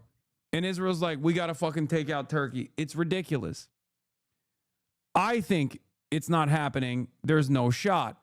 Having said that, if America was like, you know what, actually Israel's right, then there is no other theory. There is no other theory that makes sense. Okay? Because Iran is a foreign adversary. But when Israel gets to take out one of the most consequential foreign allies, it's no different than, at that point, it's literally like it's like Israel saying we got to take out Lithuania, but worse, because Turkey's significance in the Middle Eastern project for America is far more consequential than Lithuania or Estonia or even like fucking Poland. You know what I mean? At that point, it's like, all right, we're just straight up. This is the United States of Israel, like nothing else. Absolutely quiet about the massacre of 40,000 innocent people. You kept quiet. So you. He's actually correct on the last part. There are new emerging blocks in Middle Eastern geopolitics after Iran has been sidelined. Turkey, Saudi, Pakistan are at odds with the Israeli, UAE, and plus India as they vie power for in Sudan, Yemen, and Syria. This is replacing the former Saudi versus Iran rivalry that dominated since 1979. I know. That is inconsequential and insignificant. Even if it's correct, it doesn't matter because vassals like Turkey are supposed to make piecemeal out of all of the other non-aligned countries. Like that's the calculation on the American side has always been, yeah, all of these guys play ball with us, so they get to fucking do genocide in Yemen, or they get to do genocide in Sudan, right? That's the American calculation. Israel is mad about the extra attention and extra power that they're able to, fucking get for themselves in the region, and they wanna strike back. Turkey's a vassal state, but is very close to Russia. Yes, but that's the whole point of Turkey's existence. That's part of Turkey's significance in terms of its like foreign policy maneuvering for America. Because when push comes to shove, look at what the fuck they did in Syria. What are you talking about? Do you think that was at the behest of Russia? When they basically took out, when they played an incredibly important role in taking out Bashar al-Assad? You think Russia liked that? No, because Turkey is at the end of the day a servant of American empire. That's what I'm trying to say. That's precisely the reason why I'm saying this is when push comes to shove, where we find out if like Zog is real or not. You know what I mean? Because there would be functionally no reason to do such a thing other than being hit with like the Israeli hypnosis beam or something, or compromat, or whatever the fuck people think on that side of the political spectrum. Breaking: initial reports of suspected UAV impacted British RAF Akrotiri Air Base in Limassol, Cyprus. Jesus Christ. Israeli singer Ofer Levy calls for Netanyahu to drop an atomic bomb on Yemen, Iran, and Turkey. Levi encouraged Netanyahu to start the last world war and that redemption is ahead. Bro, psychos, dude. Israel's really committed to turning Turkey into his new bête noire as the Ayatollah's grip on Iran gets looser by the minute. How America and Europe respond to this is how we know if NATO is really dead. This is from a couple days ago, before Ayatollah was dead. It's just a death cult. Like, why are we fucking being dominated by a complete psychopathic death cult, dude? Anyway, here is the Israeli peace negotiator Daniel Levy explaining Israel's creating chaos in the Middle East by attacking Iran. I gotta pee. Iran is not close to Israel's neighborhood, and Israel has a national security doctrine of simply seizing the territory of the immediate surrounding states, and of course permanently seizing all of Palestine. What this is really about, then, is going to the next stage, and perhaps the defining moment in Israel's reach for regional domination, that all of the region will see that it must bend the knee, that the US is Israel, and that is omnipotent. The claim that this is to prevent a nuclear arm, Iran, is not credible. By the way, one of the things this almost certainly does is it guarantees nuclear proliferation, because everyone in the region now looks at how the nuclear armed bully Israel can act with another nuclear armed bully, America. Israel's bet is that with the US at its side, it can't be stopped. Not in this surge for regional domination, and not in its eradicationist war against the Palestinians. Israel is a dependent protectorate of the US. What's strange is, simultaneous to that, Israel can be the one calling the shots. Not that there isn't a camp for war in the US, but the strong, palpable sense is that it's hard to depict this as a US national interest. Israel is dragging the US into this. Israel plays fast and loose with US lives. This is There you go. Literally, Israeli Jewish peace negotiator for Israel saying what I've been saying before all the fucking New York Times op-ed writers turn around and go, oh, this is, is this anti-Semitism? Like, what am I supposed to do? What the fuck am I supposed to do if this is just like abject reality? It's not my fault that like this is just what it is. I'm sorry if your fucking feelings are hurt, or if you feel threatened by an accurate reflection of what we are seeing and what is unfolding, but that's just the reality. popular inside the US. This may be one of the reasons this doesn't go well for Israel. Thank you very much. A short time ago, the U.S. military... In June of 2025, President Trump apparently got a taste for sitting in that situation room, seeing the, as he depicts it, awesome, destructive power of the American military. And the I'm not a war guy, I'm the peace president has subsided ever since. Just imagine what it does it mean if someone wished to be judged upon early, like being suicidal and even taking others them. How evil is that? It's like they didn't read the New Testament and Quran. What? Would you ever consider leaving if the situation got bad enough? Maybe at least moving your family out? Where the fuck am I going to move? Yeah, let me go live in Turkey. Here. Anyway. Lindsey Graham here, giving the game away, saying the quiet part out loud. Social media post Sunday, President Trump wrote this, quote, hopefully the IRGC and police will peacefully merge with the Iranian patriots and work together as a unit to bring back the country to the greatness it deserves.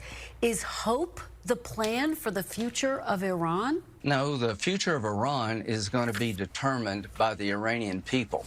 The new Iran, whatever it is, whether it's a cleric or a representative democracy, our goal is to make sure it cannot become, again, the largest state sponsor of terrorism. That's a win for us. But is there a plan to make sure that happens, Senator? Is there a plan? Does the president have a plan to guarantee that that happens? No, it's not his job or my job to do this. How many times do I have to tell you? Our job is to make sure Iran is no longer the largest state sponsor of terrorism, to help the people reconstruct a new government, no boots on the ground. We don't own, you know this idea, you break it, you own it? I don't buy that one bit. It's in America's interest to make sure the Ayatollah is dead. He's dead. There it is, baby. There it is. I don't give a fuck. I don't give a single solitary fuck about what happens to the Iranians. Okay, we killed your Ayatollah. We want a failed state. They're saying it. They're saying it out loud. The only problem, look, from the American perspective, if you want to understand the American foreign policy perspective, you want to know what the biggest fucking problem is? for America's ambitions in Iran, Iran was the great fucking annihilator of ISIS-style groups, okay? This presented a significant threat to America and Israel's interests in the region and all these other countries. That's number one. And number two, this meant that they couldn't create like a Salafist brigade internally in the country. That was the real issue here. And that's precisely the reason why they can't do this destabilization initiative, because they don't have popular fucking forces on the ground. That's it. That's why it's always laughable when dumb fucks in the chat will be like, "Oh, you love ISIS, bro." Which one is it? Do I love the Ayatollah or do I love ISIS? I can't love both, and I'm not exactly a big fan of either. Let's be real. On Iran was deliberate, not least because we believe that the best way forward for the region and for the world is a negotiated settlement, one in which Iran agrees to give up any aspirations to develop a nuclear weapon. But Iran is striking British interests nonetheless and putting British people at huge risk, along with our allies across the region. That is the situation we face today. Our partners in the Gulf have asked us to do more to defend them, and it is my duty to protect British lives. We have British jets in the air as part of coordinated defensive operations, which have already successfully intercepted Iranian strikes. But the only way to stop the threat is to destroy the missiles at source, in their storage depots, or the launchers which are used to fire the missiles. The United States has requested permission to use British bases for that specific and limited defensive purpose. We have taken the decision to accept this request to prevent Iran firing missiles across the region, killing innocent civilians, putting British lives at risk, and hitting countries that have not Bro, Iran has never put British lives at risk. He's currently putting British lives at risk. Oh, he's such a fucking cuck. Oh, Jesus Christ. Imaginable, like cuckening to a degree that I previously thought was impossible to reach, okay? Oh, he's the cuck final boss. Yep, guess we gotta go wage war with Iran now. Incredible. Incredible, dude. Oh. Involved. The basis of our decision is the collective self-defense of long-standing friends and allies and protecting British lives. That is in accordance with international law, and we are publishing a summary of our legal advice. We are not joining these strikes, but we will continue with our defensive actions in the region. It's so funny because he's also constantly looking like he has a gun pointed at him, like off camera. And obviously that's not the case. He's like, you know, a willing servant, right? But he just has such bad vibes that it just looks that way. And we will also bring experts from Ukraine together with our own experts to help Gulf partners shoot down Iranian drones attacking them. I want to be very clear. We all remember the mistakes of Iraq, and we have learned those lessons. We were not involved in the initial strikes on Iran, and we will not join offensive action now. But Iran is pursuing a scorched earth strategy, so we are supporting the collective self-defense of our allies and our people in the region, because that is our duty to the British people. It is the best way to eliminate the urgent threat and prevent the situation spiralling further. This is the British government protecting British interests and British lives. I have a question. Israel is the most unpopular it's ever been in the Western world.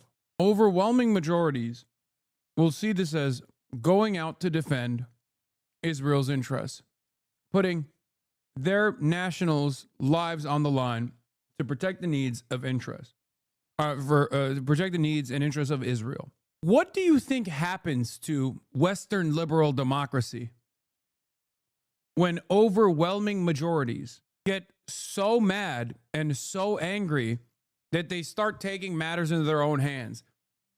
Especially after 80 plus years of propaganda that dictated that this was also, Israel's interests were done for the Jews, to protect the Jews. What do you think happens at that point? Because now you're actually universalizing the pain. Now it's not even just like, oh, you need to shut the fuck up if you say anything about Israel, you're anti-Semitic. Now you're like, if you don't die for Israel, you're anti-Semitic. What do you think happens in the Western world? These are such unimaginably short-sighted initiatives. They're acting like there's no tomorrow. Clip of the Iranian reply to Starmer. Let's hear Fox News sell how U.S. troops have been killed. By the way, I bet those numbers are even higher. 5 others are seriously wounded as part of Operation Epic Fury. We do not know where those casualties occurred. However, we do know that U.S. bases in Iraq have come under attack by Islamic militia now.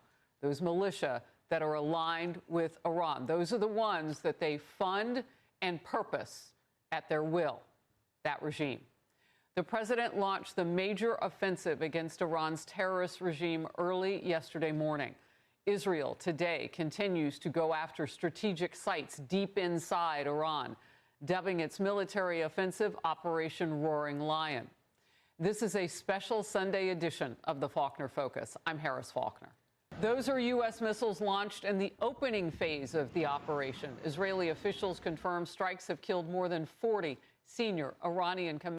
By the way, they used missile systems with 300-kilometer range, and they openly showed that at least one of the Arab nations that one of these Arab nations, we don't know which one. I don't know if they figured out which one it was, but at least one of the Arab nations were actually being utilized to deploy strikes against Iran. Commanders since the operations began, which includes the top Revolutionary Guard leadership and Iran's defense minister. A huge development now, coming together in just the last bit. Iranian state media confirming Supreme Leader Ayatollah Ali Khamenei was killed. Now, we knew that yesterday. Fox confirmed, the president talked about it, and now wide media. And Fox can also confirm that the CIA provided Israel with the intelligence to conduct that strike on Khomeini's compound. President Trump is calling it justice for the people of Iran. And speaking to one outlet this morning, the president said the nation's potential new leadership, quote, want to talk. And I have agreed to talk, so I will be talking to them. Nope. They should have done it sooner. They should have given what was very practical and easy to do sooner. They waited too long. End of quote from President Trump. Iran's exiled crown prince shared his thoughts on the future of his country. There's no question that this is the game changer we've been waiting for all this time. This is like full decapitation of the regime, and ultimately what will expedite its total collapse. The Iranian people has suffered too much to settle for anything less than that. Well, while Iran's leadership is calling for revenge, citizens are in the streets, really all over the world, wherever they live, including the United States. You're taking a look now. This is Berlin, Germany. Streets are cheering the killings of the top regime officials who have been oppressors. Shameless. Of the people for decades. The regime projecting strength while citizens have toiled under miserable economic conditions and political and social repression and death. You know about all those protesters just in the last few weeks. An estimated 30,000 people targeted by their own government. That government now, big pieces of it are gone. We have Fox team coverage. Lieutenant Colonel Darren Gobb is coming up in focus. And Trey Yingst is on the ground in Tel Aviv, where air defenses continue to intercept Iranian missiles. Let's begin with Chief National Security Correspondent Jennifer Griffin. in Washington. Jennifer. Harris, as you mentioned, CENTCOM has confirmed that 3 American service members were killed and 5 were seriously wounded in a missile strike. We're told other Americans sustained shrapnel injuries and suffered concussions. These are the first casualties of the war the U.S. and Israel have launched against Iran. CENTCOM would not say which U.S. base the missile strike targeted, while family notifications continue. We also can now report that 4 B-2 bombers flew from their home base of Whiteman Air Force Base in Missouri on a round trip to Iran and are now safely home. A senior U.S. defense official told me they dropped dozens of 2,000-pound penetrator bombs on Iranian ballistic missile sites that are hidden underground. The Iranians have mobile missile launchers that can be rolled out of caves and then pushed back into a protective bunker. They may have fewer of those launchers today, however. The Iranian strategy seems to be to escalate to de-escalate. The Iranians have fired 135 missiles and 209 drones at UAE, 66 missiles at Qatar, and 45 at Bahrain, along with 9 drones. Hotels and civilian apartment buildings are being hit by Iranian missiles and drones in neighboring Gulf states. Missiles have been fired at a U.S. military base in Erbil, likely by Shia militias in Iraq, who have long been funded by Iran. A mob tried to storm the U.S. embassy in Baghdad, and Pakistani security forces used batons and live fire to push back an angry crowd threatening the U.S. consulate in Karachi, Pakistan. Both Iraq and Pakistan have large Shia Muslim populations. And British Defense Secretary John Healey said 2 missiles had been fired toward Cyprus, where the British Army has service members stationed. It's the first time Cyprus has ever been targeted by Iranian ballistic missiles, likely fired from Tabriz in western Iran. There are reports that the Iranians have reached out to Oman, saying they are willing to talk. President Trump, as you just mentioned, just told The Atlantic that the Iranians have reached out and want to talk, and he is willing to talk to them. Israel's defense minister announced that Israel is now using stand-in weapons over Tehran and will now have 24/7 presence in the skies above Tehran. That means that they and the U.S. military have effectively suppressed the air defense systems over Tehran, a huge step forward in terms of being able to track the movements of Iranian leaders and forces. We reported yesterday that the start of the joint operation had to be moved up based on intelligence and this target of opportunity, the meeting at Khamenei's compound. Fox has now confirmed the intelligence for that strike came from the CIA, who passed it to the Israelis. The New York Times was the first to report this. The man to watch is Ali Larijani, the head of Iran's Supreme National Security Council. He has moved into the top position in Iran. He just gave an interview in which he threatened revenge for the killing of the Supreme Leader, Ali Khamenei. Why are Iranian missiles only really able to hit civilian targets on hotels? Have their capabilities degraded if they can't reliably strike our bases? Who said they can't reliably strike your bases? You said W American Embassy? An American embassy fucking security staff killed 10 Pakistani people protesting outside of it, and you said W American Embassy? First of all, who the fuck said the Iranian missiles are not capable of striking the bases? Here, does this look like their capabilities have diminished? Dumbass? What purpose does it serve to lie to yourself? You think? I will never understand that. People who would just like rather live in an alternative reality. Quote, the United States and the Zionists have burned the heart of the Iranian people, and we will burn their hearts. Now it seems both sides want to talk. Not clear if that means there will be regime change in the end, if there is a new... Why do so many Americans want to be such rabid fascist dogs? Do you really have nothing going good in your life? Yes.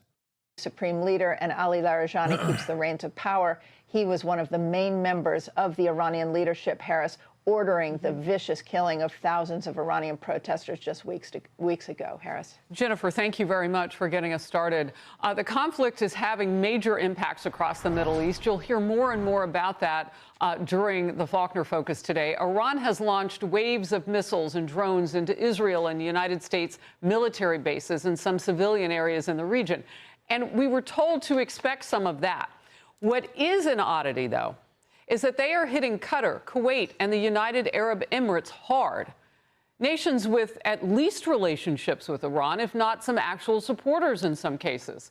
U.S. Navy's 5th Fleet headquarters in Bahrain was hit by an Iranian strike. And President Trump is warning what is left of Iran's leadership to stop this, stop the retaliation. Here's what he posted. Iran just stated that they are going... Stop this. Iran, no. Khalil, no. Yeah, that'll work. ...to hit very hard today, harder than they have ever hit before. They better not do that. However, because if they do, we will hit them with a force that has never been seen before! Exclamation point from the commander-in-chief. And this is Israel. You hear the sirens sounding repeatedly as Iranian projectiles are flying toward population centers there. The top level of that country's vast air defenses working to intercept the barrage. Still, an Iranian ballistic missile struck west of Jerusalem, killed 9 people, injured nearly 50 others, including children. An Israeli military spokesperson says Israel has called up 100,000 reserve soldiers. Chief Foreign Correspondent Trey Yinks is in Tel Aviv with the latest on this. Trey, it is nightfall there now, and sometimes we can see things tick up, although a lot of this has been playing out in the daytime. What is the latest? Yeah, Harris, good afternoon. Throughout the day, we've watched as Iranian ballistic missiles soared through the skies of Israel, many of them intercepted by Israel's advanced air defense systems. But just outside of Jerusalem, one of those missiles slamming into a heavily populated area, killing at least 9 people, according to first responders. You can see crews here digging through the rubble, trying to put out the flames. Just a horrific scene. Tonight, Israel's prime minister addressing his country and the world, saying this. Our forces are acting now in the heart of Tehran with increasing intensity, and it will only increase further in the coming days. And yet, these are painful days. Yesterday here in Tel Aviv, and now in Beit Shemesh, we lost dear people. My heart goes out to the families, and on behalf of all of you, citizens of Israel, I send strength to the wounded. As the Israelis are continuing their airstrikes tonight against the Iranian regime, we know some protesters in Iran have taken to the streets. They are celebrating following this operation that was launched by President Trump and Israeli Prime Minister Benjamin Netanyahu that led to Iran's supreme leader, the Ayatollah Khamenei, being taken out. There were some small pockets of Iranians chanting "Death to America" in other locations. We're also here. A much smaller group of people were like, "Death to America." Bro said Khamenei. Hearing tonight from Iran's President Masoud Pezeshkian, one of the few Iranian leaders still alive. America and Israel should be aware that this will bring them nothing but shame. Our great nation, who are now mourning this great martyr, must foil the enemy's evil plans by being present in mosques and on the streets. We also have some new video from the Israelis showing strikes earlier today in the Iranian capital of Tehran. I'm told by a senior Israeli security official that these strikes were taking out a building that the IRGC used to crack down on protesters earlier this year when President Trump says 32,000 civilians were killed. Now, Harris, I just got a message from a senior White House official who tells Fox News President Trump said new potential leadership in Iran has indicated they want to talk, and eventually he will talk. For now, Operation Epic Fury continues unabated. It's so funny that Trump's like, no, they want to talk to me. And Iran's like, no, we're good. I don't understand why you're saying this is only Israel driving the war. America's wanted regime change in Iran for decades. Okay, brother. Americans don't know their ass from their fucking elbow. Who do you think in the United States of America, especially in contemporary American society, has been the driving force? Or do you think it's just a simple accident that they also happen to be the most pro-Israel individuals out here? Like, what are we talking about? You could have perhaps made an argument of uniparty if Barack Obama's administration didn't exist. Guy who literally gave Israel $38 billion on his way out. Guy who literally gave Israel $38 billion on his way out actually had an alternative vision to dealing with Iran. It was successful.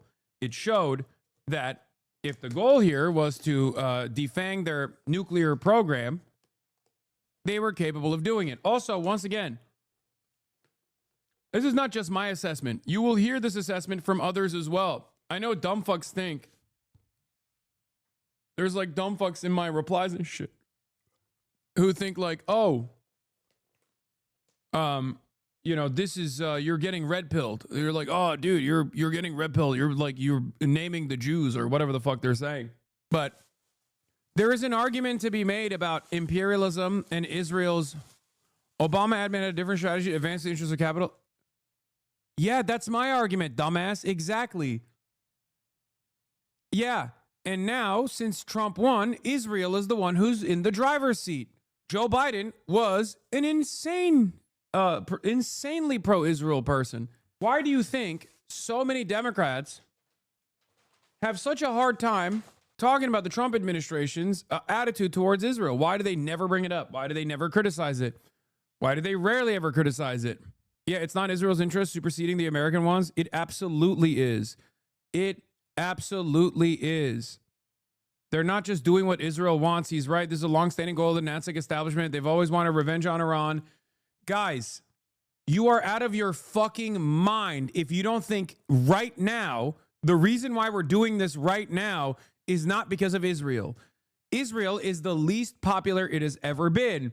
Israel has been able to defang, alongside the United States of America, over the course of the last 2.5 years, all of the acts of resistance in the region, but it also happens to be the least popular it has ever been. This is Israel's last shot. Okay? If America was still in the fucking driver's seat of its own Middle Eastern policy, they would not be going to fucking war with Iran. I'm sorry.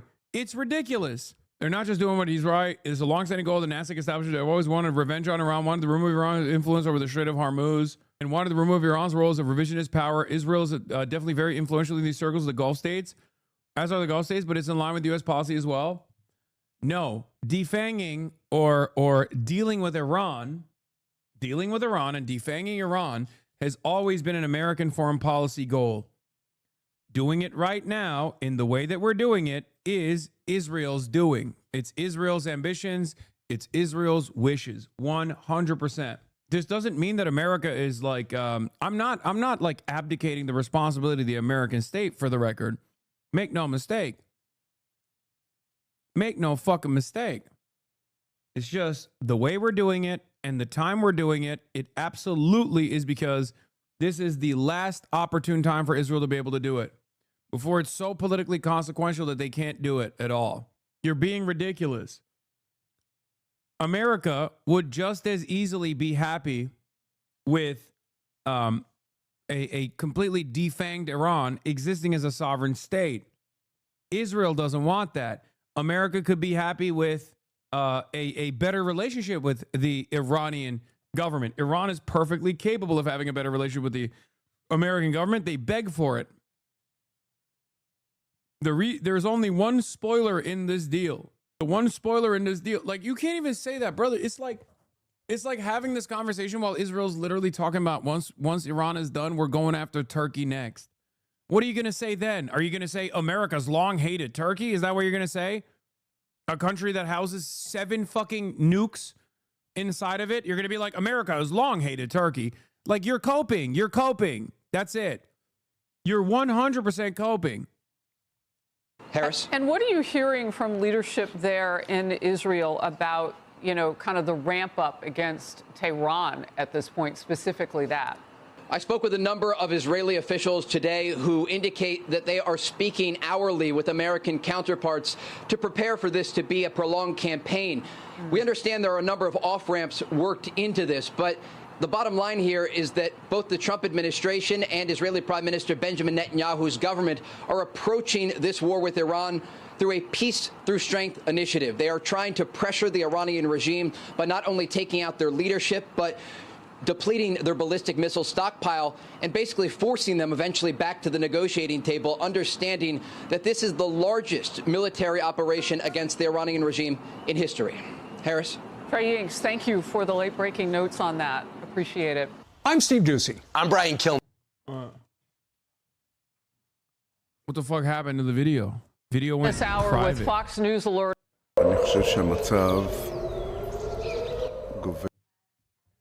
America has numerous options of dealing with Iran. Israel is the only country that actually wants to completely destroy Iran. Even other Gulf nation states that have ideological battles or sectarian battles with or sectarian conflict with the Iranian nation, with the Iranian government, don't want Iran to be completely fucking completely destroyed. Okay? Israel is the only country in the region that America is listening to in this incident, the way that they're going after. And also, I will say another thing.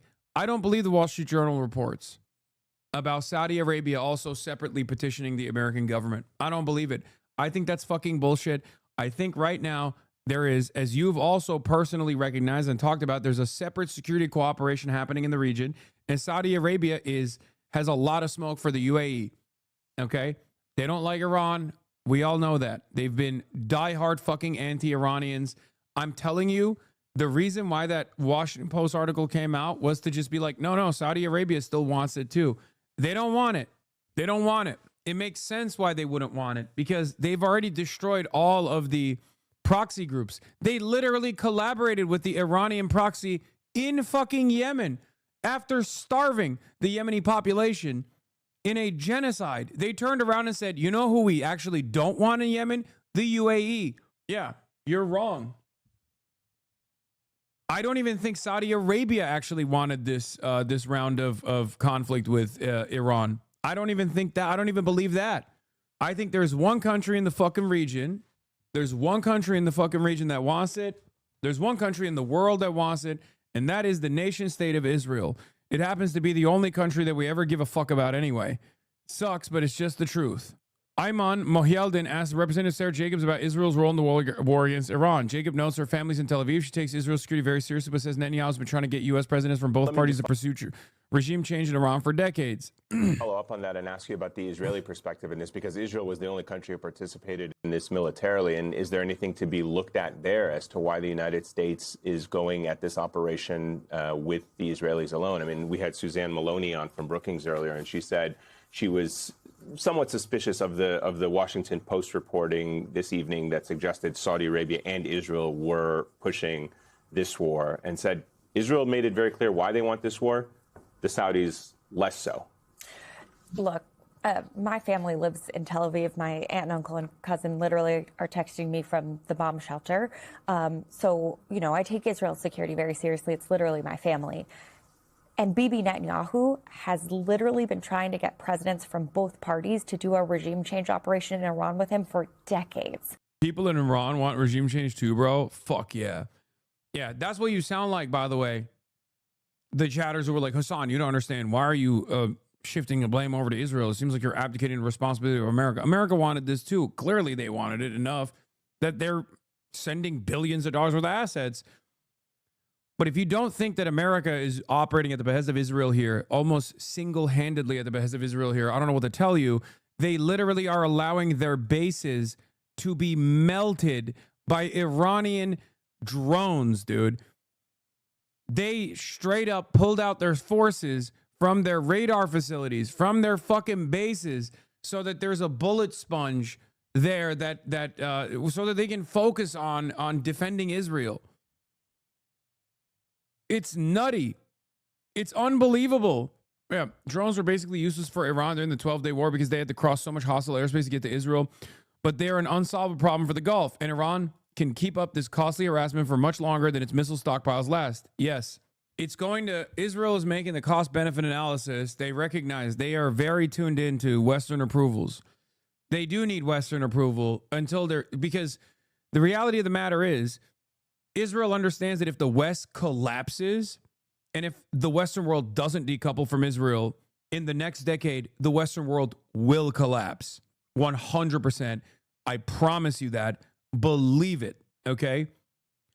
If at this stage, with this level of unprecedented unpopularity, okay, at this level of unprecedented unpopularity, if the Western world does not decouple from Israel, if they don't change trajectory, they're fucked. Like, the democracy is over. It's done. Because every day that passes, they're like, okay, this is not for me. This is for a foreign nation. A foreign nation who's very arrogant, very entitled, and is also dominating my life in ways that I never thought was possible. It's completely unacceptable. I don't think you guys understand, like how, I feel like you don't understand how angry people are. You know, Israel recognizes that too. And this is precisely the reason why it's their last option.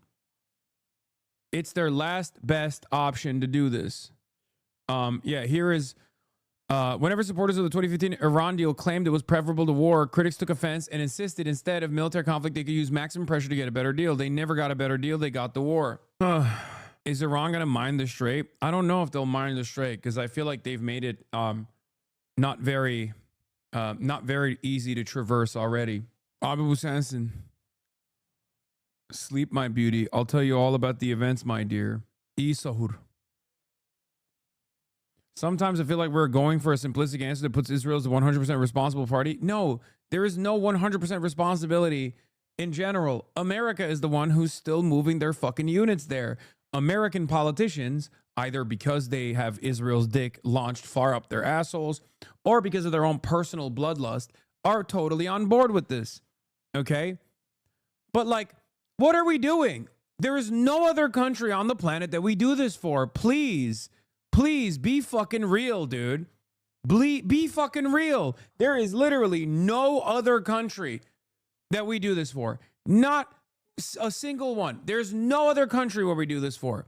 Whether it be our domestic policies in terms of like, in terms of straight up punishing American citizens at the behest of a foreign nation. Like you can straight up be an immigrant with a green card and say, fuck America, and you're fine. But if you say, fuck Israel, you get deported. What the fuck are we talking about? It's ridiculous. It's ridiculous. We treat Israel better than we treat any other country on the planet. We were fantasizing about invading Greenland not that long ago. There is no real reason as to why America is doing this beyond the fact that Israel support is cratering in the Western world, and they know that they're running out of time for unlimited funds, and Iran is relatively weak, I guess, because it doesn't have its proxies in the region, but very clearly it's not that fucking weak. Look at what they're doing now. Turns out Iran is not that weak at all, it seems. This entire time their strategic restraint was genuinely strategic restraint for some fucking weird reason. לא נדרש לטפל באיומים על ישראל. יבוא 100 שנה. Delusional. Feel good, I feel safe, everything is going to be okay. It's about time. I don't want to wait anymore for what's coming. Now it's coming, let's finish it and let's start the day. I swear to God, it's a fucking death call, bro. Israel is a death call. Zionism is fascism, and fascism is a death call, you know? It's like I'm reading a fucking history book about how fascism developed in Nazi Germany, you know? It's crazy. We've got Purim in 3 days, celebration of freedom. And it's kind of the history repeat itself because it was with Iranian diamond passion and it's coming back. I think it's something we had to do. We see our enemies trying to get us back into war and to attack and threaten us, and they didn't have enough, and we need to protect ourselves. And I think with the Arab enemies, we noticed, I'm 43, I've knew some wars in my life, that we have to be the first. We have to establish that we are strong, we are not scared, and we are here to protect our land. At this point, the Iron Dome is done. Israel will hide as much as possible on the destruction that's happening. That's not a real video. I don't think. That doesn't look like a real video. Unless it's the Haifa. It looks like it's AI, but Haifa was struck for the record, but I don't think this is a real video. This is fake. Yeah, this is AI. Explosions don't look like that. Yeah, I think people are just trying to send me fake videos so they can clip me believing the fake video, but was this was the oil tanker actually hit? I don't know. Liberal calling for the death. What's the penalty for treason again? What is this? Hassan Pakato's chest suicide bombing is dead just by a 10K Shahed drone from China. Just make fucking drones. You can purchase them online in marketplace. China literally sells. Are these guys stupid? I mean, yeah, the answer is yes. Like, obviously, I'm not saying this is a good idea, man. Why is it that, like, I'm incapable? My ideological enemies are incapable of making a fucking joke about, like, the actual circumstances at play here. I'm literally memeing on the Taliban, you fucking idiot. Anyway, I don't really give a shit. Whatever. Suck my dick, dude. Oh, what's the death penalty? We gotta kill this guy. The truth, I'm quite surprised that Israel is the first one to attack. I was expecting the United States to attack first, I'm not sure that it's good for Israel to be the first one, but once it's taken and once it's done, I think and the hope for a great change in the Mediterranean. I'm standing here today above this synagogue in the Israeli community of Bet Shemesh, a place where an Iranian missile has struck today, killing. Yeah, this cratered the shelter. Multiple Israeli civilians. This wasn't a. But the fact that they're doing this, the fact that they're showing this, I think they were trying to garner sympathy. Military target. They're not going to get it, ironically enough. The Iranian regime purposely targets civilians. This is what we're up against. A terror regime. Like, I'm sorry. It rings hollow when I hear it from an IDF commander. Oh, wow. You mean to tell me there's a terror regime targeting civilians? Wow. First of its kind, you say? That uses civilian casualties as a war tactic. People really hate you, and it's all the better to see time after time when you're vindicated on your own positions and just spreading the word of awareness. You keep fighting a good fight on the right side of history. Yeah. In English, we'll too. Target innocent civilians to advance that goal. We send our condolences to the family. First time I've ever encountered such a thing in this region. You know? Wow. Wow, that's crazy. The bombardments go on. In Tehran, the boom of destruction. American and Israeli forces renewing their assault. And it follows this. The Israeli military has now released fresh footage of this. Fresh satellite imagery from planet suggests the Qatar early warning radar, a $1 billion Raytheon FPS-132 system, may have been damaged as claimed by Iran. May have? Brother, what the fuck are you saying? The 3M image is not definitive, but there is what could be burn scarring on the ground near the radar. Yeah, IDF demanding sympathy from the population, from the Western world is so fucking funny. It's not going to happen. People who are already pro-Israel are going to go, oh, I hate this. I can't believe it. Oh, this was awesome, yeah. Your prime minister is a wanted war criminal. You don't have the moral high ground here at all. This is a war crime. This is a war crime. Targeting civilians, targeting... Have you seen Gaza? Elderly woman killing, murdering her caregiver from the Philippines. And the Iranian regime... I bet you they're going to kick that guy out, by the way. Yeah. Iran has a right to defend itself 100%. Is targeting not only us in Israel. They are targeting... Like, the international rule-based order is not designed around only Israel getting to do offensive initiatives over and over again and then claim self-defense. The entire region. What about the 100 or so schoolgirls in Iran that are being killed in a strike there? And this must stop.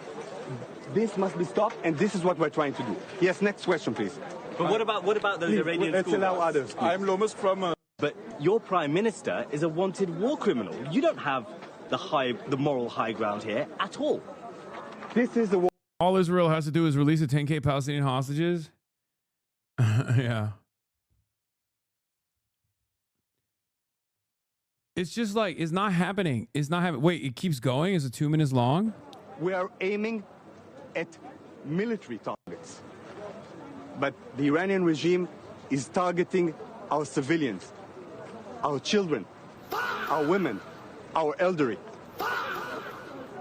But this is not only happening here in Israel.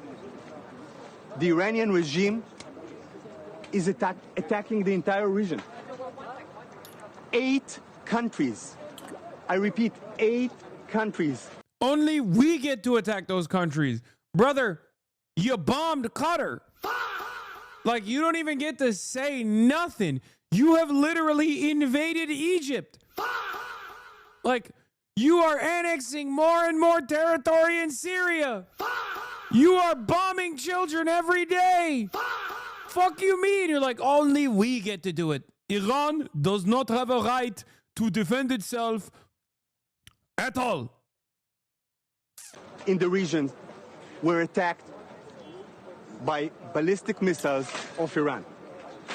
Yeah, Israel perfected liberal fascism, by the way.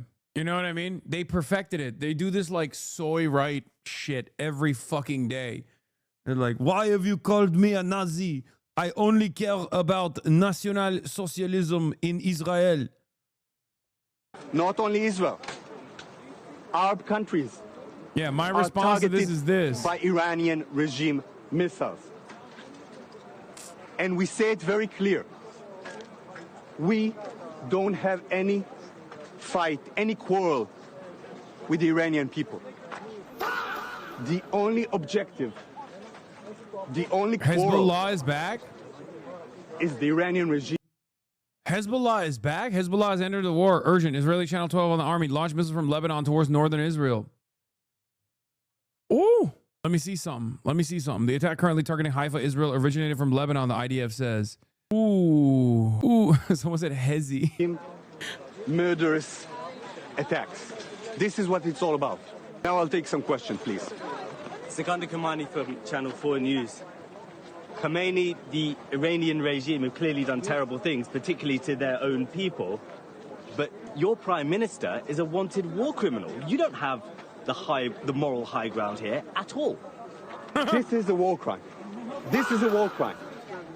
It is only a war crime if it happens to Israel, the only nation in the world. Tiny Israel. Israel, tiny nation. Size of New Jersey. Targeting civilians, targeting elderly women, killing, murdering her caregiver from the Philippines. And the Iranian regime is targeting not only us in Israel, they are targeting the entire region. What about the 100 or so schoolgirls in Iran that have been killed in a strike there? And this must stop. This must be stopped, and this is what we're trying to do. Yes, next question, please. Israel killed the live feed as soon as the Hezbollah attack started. Reports indicating that these are launches from Hezbollah. Israel killed the live feed. We've got impacts. At least 6 launches confirmed and reports of more than 1 explosion. No word on interceptors. Will update. Maybe we'll get some phone camera footage. Who knows? This is bad for Lebanon.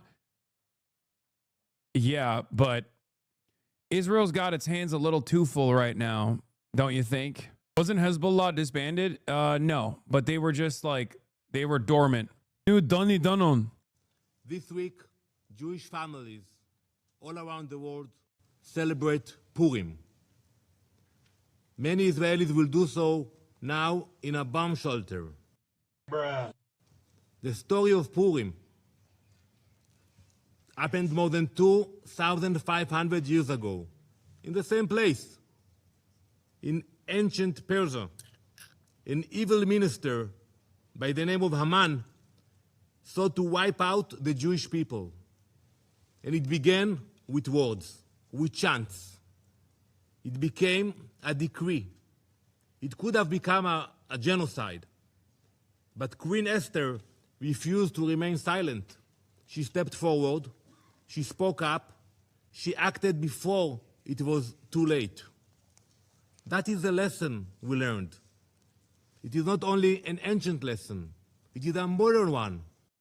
This is the Amalek lesson, by the way, and he's doing it at the United Nations. I feel like they're flexing, you know what I mean? Did he get fatter? Yeah, he did. Every time a baby is murdered by Israel, he gets fatter and fatter. Him and Randy find both.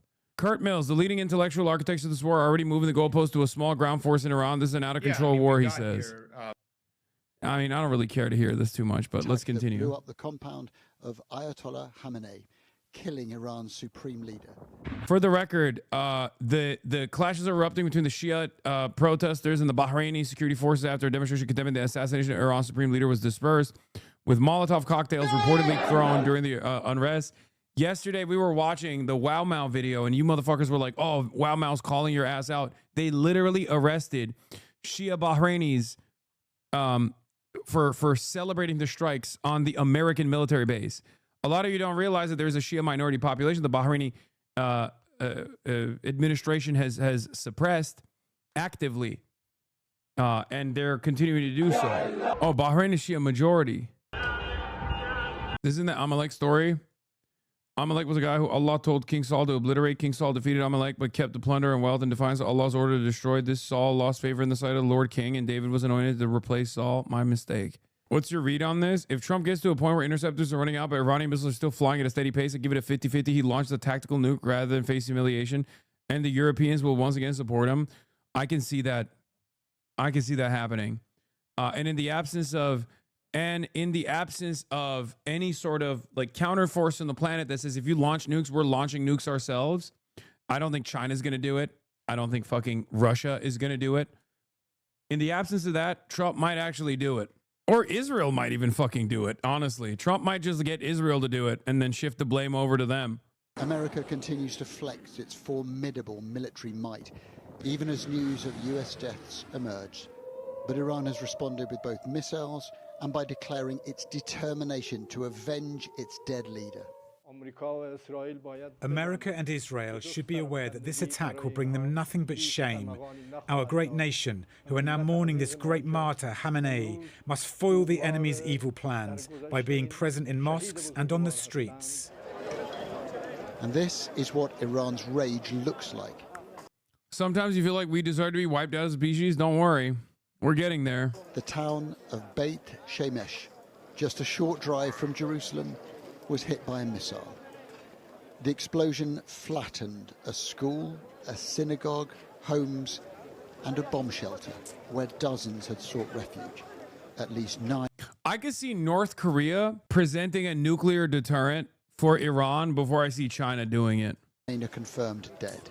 Visiting the scene, one of the most prominent members of the Israeli... Who's we? This has nothing to do with black and Asian people?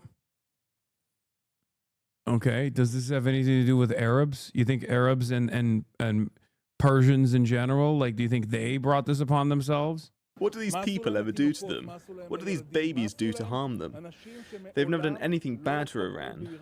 We don't even share a border with Iran.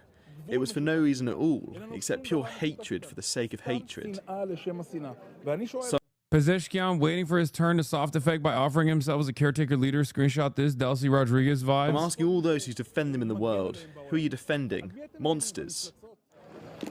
The people we spoke to insisted this is simply a residential community with no targets of any military value.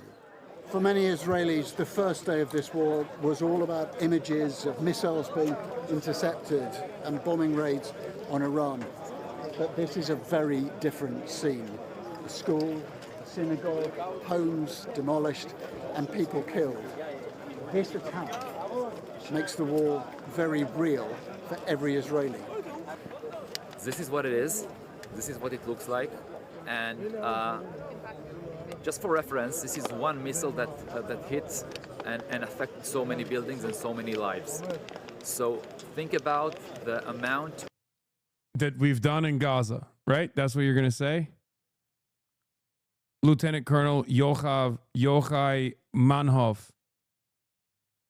Think about what we've done in Gaza. Of missiles that were on the way from Iran towards Israel in the last 2 days. So the damage can be immense. Iran has continued its attack on Gulf nations. Smoke rising in Sharjah and Dubai. This high-rise building in Bahrain struck by a suspected drone. Iran's plan is to embroil as many nations as possible. In Oman, smoke billowing from a port. Shipping seen as vulnerable here. And that means Iranian attacks on shipping passing the Strait of Hormuz. This whole region has been rendered unpredictable. In Iraq, not typically Iran's friend, a huge rally to honor Khamenei's memory, broken up as it closed in on the American embassy. The Middle East is rippling, changing. Why did you spend money on Israel-U.S. propaganda in L.A.? Thank you, Trump, from the Iranian people. Laura Loomer, God bless President Trump. Yeah, this will do it. That'll do it. People, yeah, I think the Iranian diaspora, if you want, leaning into an objectively unpopular president and objectively the least popular country in the Western world right now is certainly going to cause more people to come on board with their cause, you know, because literally two of the least popular figures right now in the Western world are like Donald Trump and fucking Benjamin Netanyahu. It's awesome.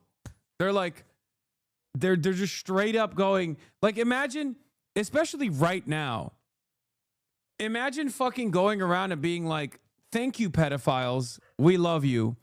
These pedophiles are our pedophiles. And everyone else that's in the periphery that's watching, just know that these pedophiles are on our side.